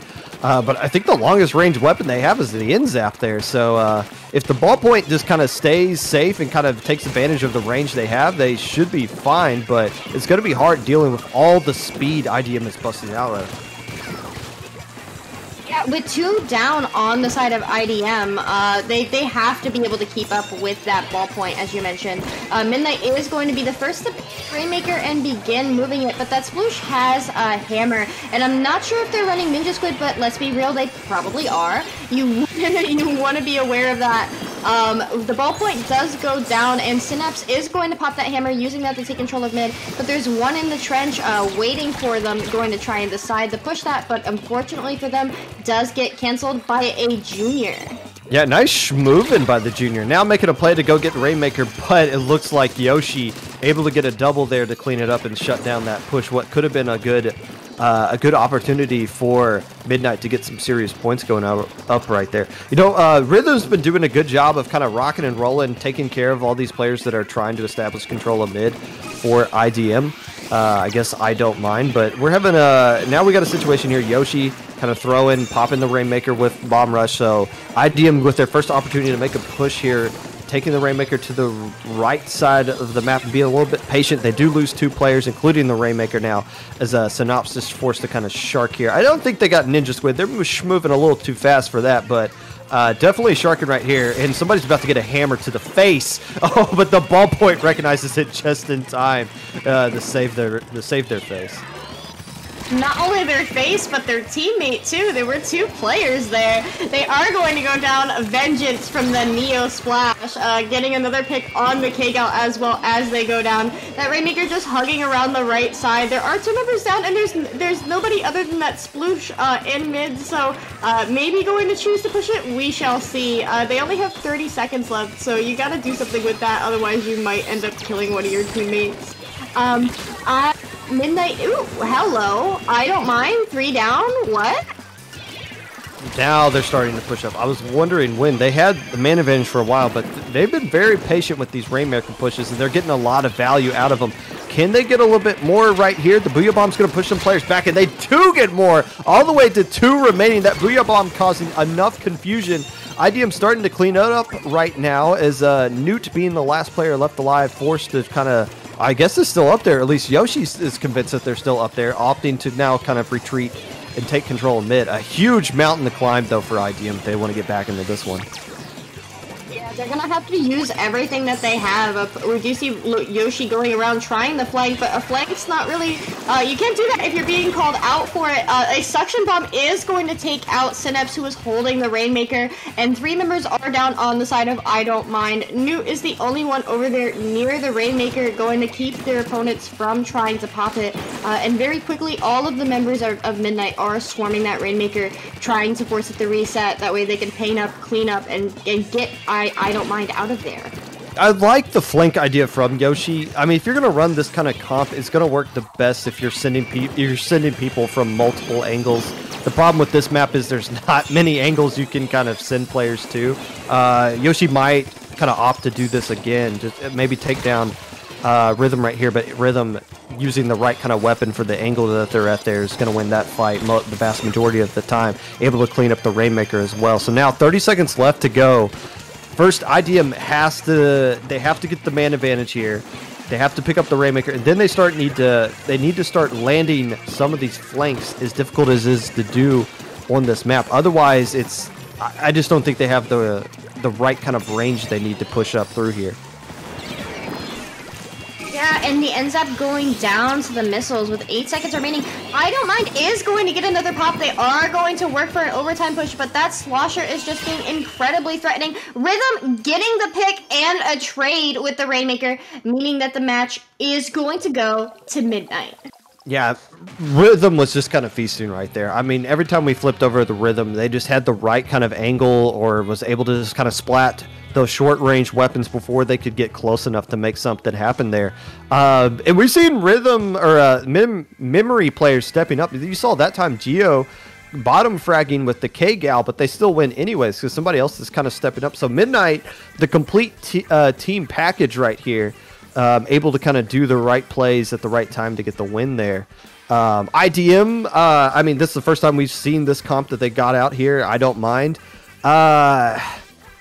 I don't know. I mean, are they going to, now that we're going to splat zones at Wahoo World, are they going to stick to that run and gun play style, or was that something more for Rainmaker? I guess those are questions that are going to be answered when the next game starts. Yeah, very interesting. Honestly, I think that ballpoint is really going to benefit here on Splat Zones Wahoo. You just have all that range. You can stay in your own plat and then do a little bit of damage all the way to your opponent's plat, and controlling those plats is absolutely critical. That run and gun playstyle, it could work. They have enough paint for it. You need a lot of paint on Splat Zones Wahoo in general, just because of how large the map is and how easy it is to get locked out once your opponents are on your plat. So definitely curious to see what they'll bring out here. I do want to say I'm glad that these teams are readying up quickly. Oh my gosh, doubling down. Okay, so ballpoint's gonna work out really good here. This is kind of a splatling playground, like a long-range splatlings, like a ballpoint or Hydra work out really well here. But the missiles, double in-zap splash and K-Gal. I mean, very, very aggressive in your feint. Very paint-heavy comp. They got a lot of paint coming out on the side of I Don't Mind, as well as a couple of players trade. It looks like the Splash and the K-Gal get traded up here, but Midnight with the Junior in the zone will get the early points. They'll work into their favor. Yeah, Midnight, for going painting up their own plat, just to very quickly get into that zone, only painting that up now. I Don't Mind is going to be able to cap with that extremely paint-heavy comp, but that ballpoint is going to come out with the Storm, and that special coordination from Midnight is going to force that zone to very quickly flip once again in their favor. We do have core members up on the side of I Don't Mind, and that Zap does get the pick on the K-Machine, which is essential for getting back in there. We do see missiles coming out as well, and the zone is going to flip in favor of I Don't Mind. With 2 members down of Midnight, this could be a lock and hold.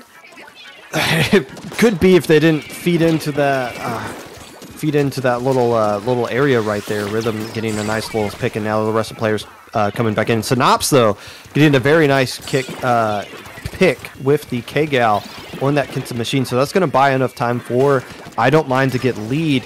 And Synops is kind of setting up shop right here on this plat, and that's honestly, any player that's just kind of coming up there is just getting punished. And now you start to see players respond for Midnight, that they need to be rotating to that left side over there, but you see that side's covered, and now you don't really feel safe dropping to that plat. Rhythm's trying to make something. If they could land the splash down, and it looks like they had a little bit of armor to work with as well. Enough to stall the zone, but 2 more players going down on the side of Midnight. Rhythm now stuck in a 3v1. Is it going to work out into their favor? This should do it for I Don't Mind, unless the Junior player just absolutely pops off right here, and it doesn't look like they are going to. We're going to a game 3 with the set tied.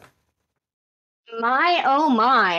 I Don't Mind said, we don't mind the fact that you won the first game because we're still here at Midnight and we're taking you down to that tick of the clock.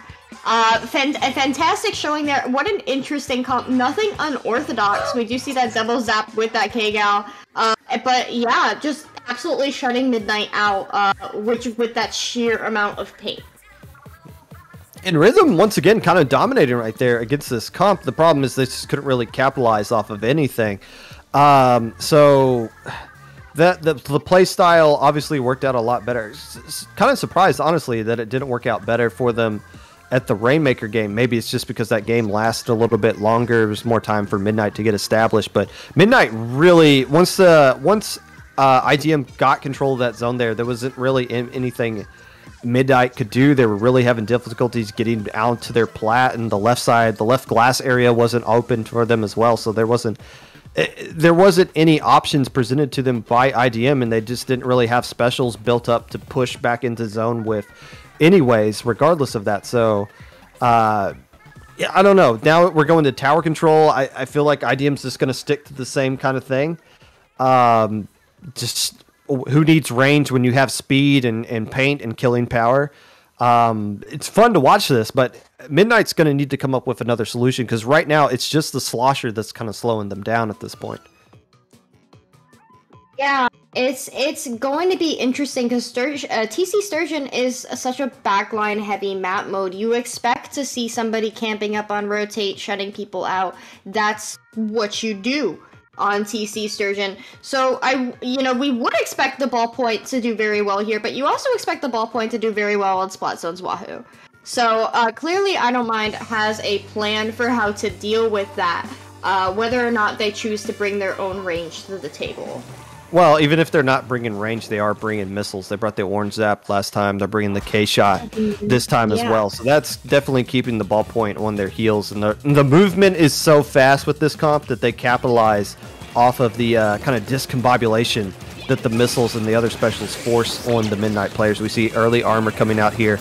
But once again, look at those missiles. Those missiles basically negated that armor. Nobody could really push up on the side of Midnight because they were too busy running around, not doing anything with that armor. So the armor didn't work out at all. And now you see the rest of the players for IDM coming in and kind of cleaning up right there. And this first checkpoint is in danger of falling for free almost.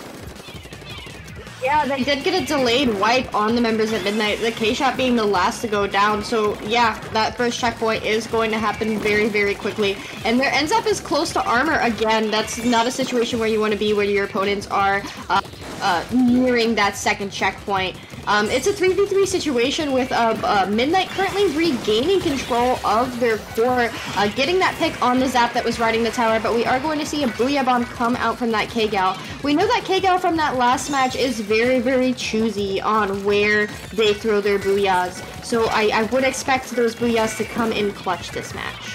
Yeah, 2 checkpoints falling in the first minute, that's pretty damaging.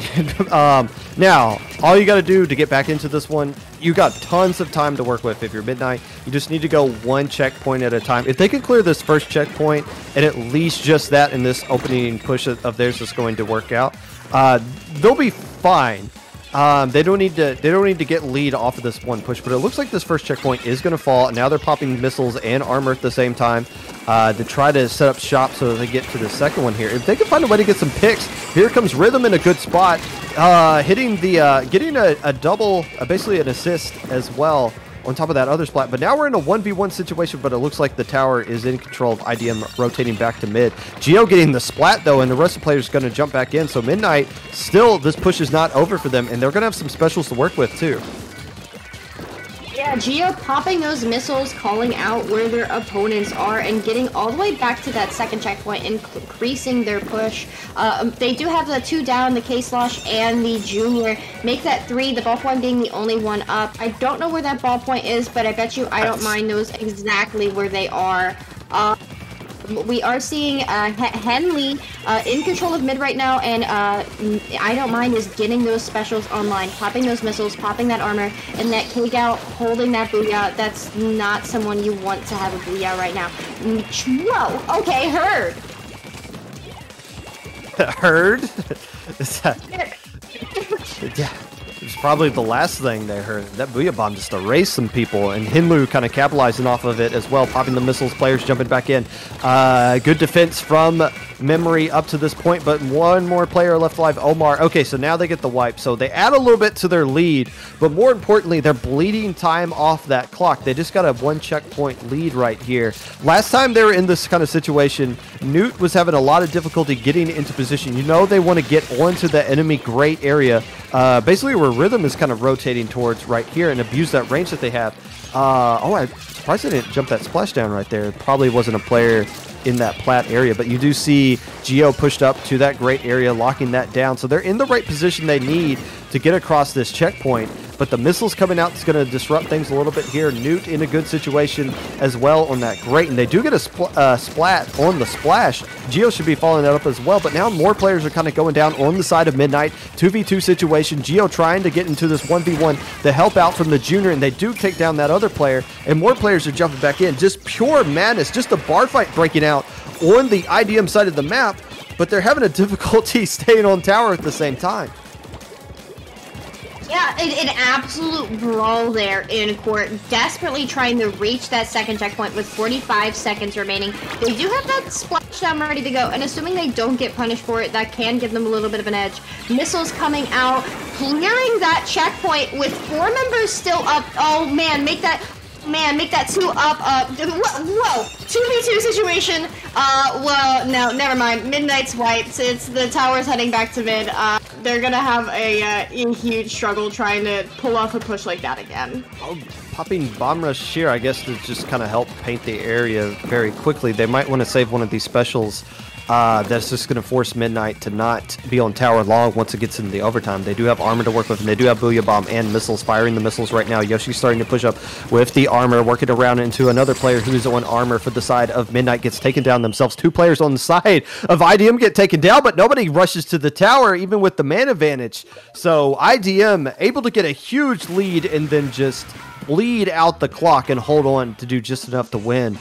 But man, there was a lot of good 1v1 action going on from both sides. It's just the opening push was just a little too much to overcome for Midnight. Yeah, and Geo leading the lobby in KAs at 15 on that K shot with 7 missiles. That is something to show for, even though they didn't take the W there. That fight from Midnight, from their push, that final push there was phenomenal. Having 4 players up on each side for so long, both teams were really performing at their best there, and you love to see it. For me, personally, I love some Clam Blitz Piranha, so I'm looking forward to seeing what they can do here. Yeah, you know, in that last game, the speed was definitely Midnight was having difficulty. They knew what positions they needed to get into. They just didn't have enough speed. By the time, like, the ballpoint got into the grates or the Kinsa machine got into the scaffold area, on the right side of the map, the rest of the players from IDM spawned back in, and they were too quick, and they got in, and they got the splat, and then all of a sudden they got the mana advantage. So the speed, as we're talking about Clam Blitz here, of IDM that they're busting out here, as long as they keep the paint down, which they seem to have a lot of, they have no trouble getting paint down on the map with the comp they're using. They have a lot of room to work with and kind of swarm these Midnight players. So I don't know. Midnight just needs to find ways to keep the body count in their favor, so where they don't have to win like the paint battle, but they got to win the splat battle.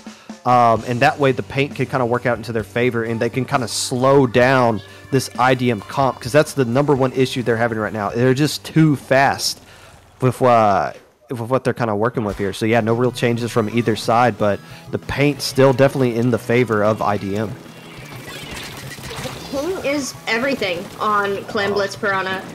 So they are very quickly going to take control of both of these fans. It looks like, from what I can tell, 3 members down on the side of Midnight, 1 coming out of spawn, and that spawn belt is an absolute death trap if you have your opponents being swift and heavy like that.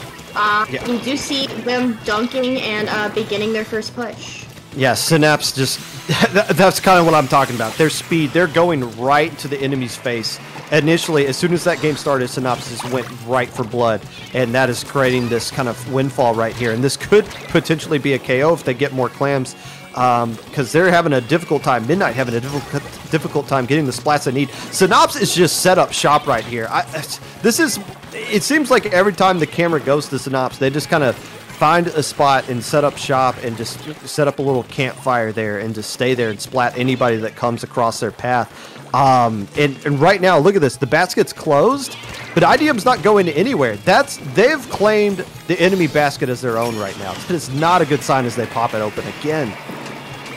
Yeah, that's an absolute slog. If the basket's closed and you can't drop in, you need to do something about that. You need the beginning special. You need to force your opponents to move. The basket is going to close, and there's only 1 member up on each side. Oh man, and it looks like Midnight is going to win that team fight. Congratulations, and they're going to pick up Pity 2, granting themselves another clam, which can be extremely beneficial, but they need to be able to take control of both of these fans as quickly as possible and prevent Synapse from getting set up there. Yeah, but look what happens again. The map is still blue. They're still... IDM can just run all over the place, and you see them collapsing on players. You see them flanking and causing a lot of pincers. And once again, getting stuck on that little conveyor belt. That works out to the blue players every time because there's nowhere for Midnight to retreat to. So IDM really take advantage of this map into their favor here. Yoshi's able to clean up that Gal. Does have enough clams to keep this open a little bit more, but here comes Hinlu around the back door, and they're not focused on that. They're trying to kill the player at the tires. Hinlu just gets that in for free, and all of a sudden, after winning game 1 was Midnight, game 2, 3, and 4 easily going into the favor of IDM. They just don't have an answer for this speed right now, or this paint. Yeah, the paint and the speed are extremely significant between that double zap combo, and that K-Gal is showing their efficiency. with that splash wall and just how well they can hold their position and maintain that position while their team does the heavy lifting. Then that's the painting, the gathering objective. So really, really showing off there. We are going to be seeing Sturgeon for the second time in 10 minutes. Yeah, we're going to a Rainmaker Sturgeon match. Okay, fair enough. I mean, it's been the 4 modes, so we go back to the other Rainmaker one here. I mean, I don't know. I don't know what Midnight needs to do differently here, honestly. I mean, they won the last Rainmaker game.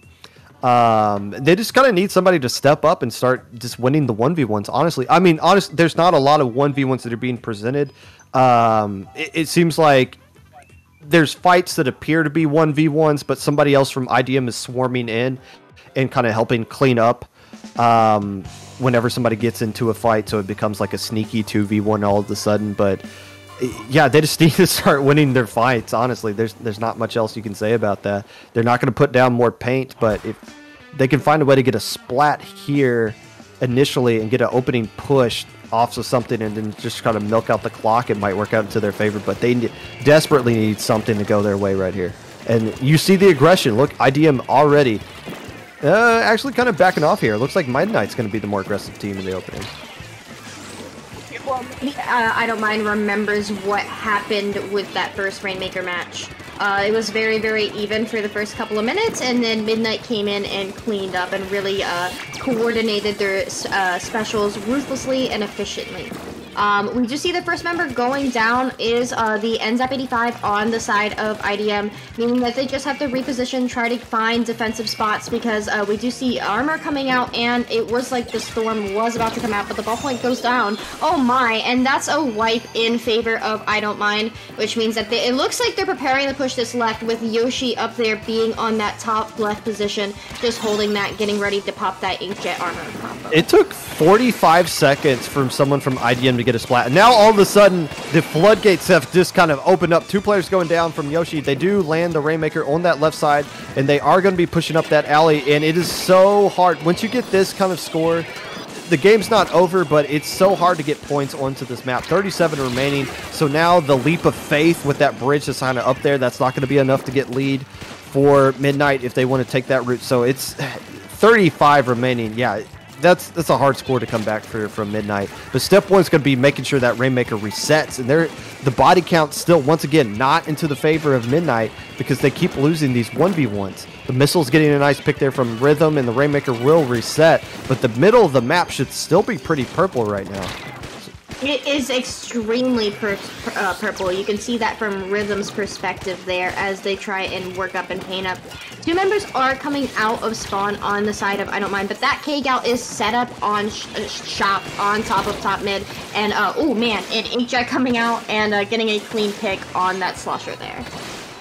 2 players going down as we just now cross the halfway point. Midnight only picked up the Rainmaker once in the first half of this game, and IDM, they don't have the man advantage, but they have all the paint that they need, and they can just kind of go wherever they need to go and pop the specials wherever they want to pop the specials. 2 players going around this right side trying to make something happen for Midnight, but you see the rest of the players swarming in. Hinlu in Synops able to work together, and that is another wipe onto the side of IDM, and they're opting not to pick up the Rainmaker. It looks like they had a wipe there and they didn't want to pick it up. I guess they realized to get more points it would be a little bit too difficult, but now they finally pick it up. I was about to say, are they going to try to just bleed out the clock and dare them to go grab it? But now it looks like they're going to take it around the right side.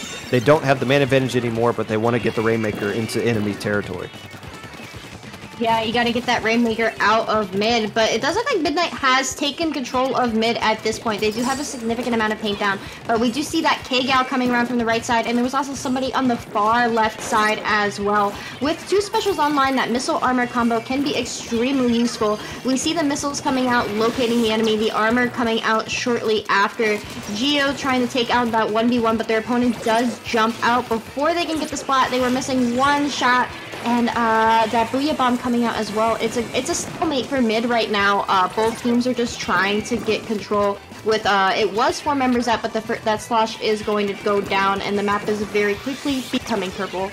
it's worth noting that every single member of I Don't Mind can paint for themselves. That's something that's extremely ruthless. They don't have to wait for their teammates. They can just go.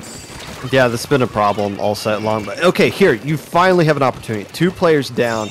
Geo should at least chase this player out. Okay, they're forced to retreat. So it's been 4 minutes and some change, and now Midnight finally has an opportunity to get a push going.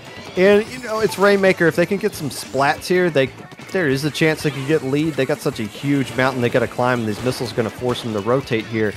But it looks like they're kind of disconnected a little bit here. Rhythm up in this area, but it looks like the rest of the teammates are kind of stuck on that right side. And the rest of I Don't Mind's kind of collapsing. But here we go. 3 players down now, actually, and the last player, the Inzap, it gets stuck behind everybody and takes down the Rainmaker. Man, that was their chance to get something going. Yeah, getting all the way down into that pit, though, and with 2 members up, they do manage to get the pop, though, and there is missiles coming around that Rainmaker. Rhythm going around for a cheeky little flank on Henlu. And the Rainmaker is going to be picked up. Midnight has the Rainmaker, choosing to go around through window where they have their teammates there to back them up. If they just push this dead ahead, they can pull a lead here, assuming they don't go down. Getting the pick on the splash is huge and critical, but the missiles are down on them as well, and that is that. And the W goes to I Don't Mind, which means they're going to take the set and are the champions of SOS 47. And probably the 47th pickup team to win SOS at this point. But I mean, man, that's just kind of Rainmaker in a nutshell right there. They had their opportunity. They only grabbed the Rainmaker once the entire match there, but they still had their chance. If it wasn't for those Booyah Bombs and missiles being well-timed to force that Rainmaker into a spot to where they had no way to kind of retreat, and then the Cal just kind of came in and swept up right there. So Midnight had their opportunity in that game at least, but IDM, again, like we talked about all set long, too much speed, too much aggression, and too much kind of synergy kind of working off against each other. You know, it's all these pickup teams that we've seen. You get the sense that players are so used to doing pickups right now that there's no real advantage of being a team versus a pickup. It's not like the team has more synergy. It's just these players doing pickups are so used to doing pickups at this point that they know how to adapt and build synergy off of each other with limited time that they have to actually practice with each other. So IDM just kind of flexing. At the end of the day, just skill level just kind of outranked synergy a little bit there, and IDM getting the win. Is an interesting observation. More pickups are played out in the East. The Japanese players tend to play a lot more pickups. There's a much heavier focus on individual skill and mechanics and the things that you bring into the pickups. So it's interesting to see Western players performing well with pickups more often, as opposed to our typical team-based strategies. Playing it patient, maybe going a little bit heavy, but that's very interesting to me that pickups have been performing well so lately.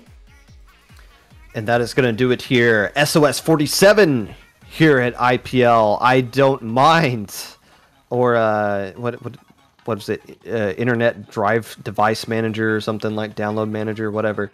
They win over Midnight 4-1 twice in Campfire. They're going to a Game 5 to determine who takes 3rd place here in this tournament. But that's going to do it here for us, because it is getting close to midnight here as well. And a lot of you need to be going to bed. You don't need to be watching this. You need to get up early for school tomorrow or work or whatever it is that you do on your Thursdays. But Skep, where can people find you? My name is Skepidillions. You can find me on Twitter and Twitch as seen on screen. What about you, Popgun?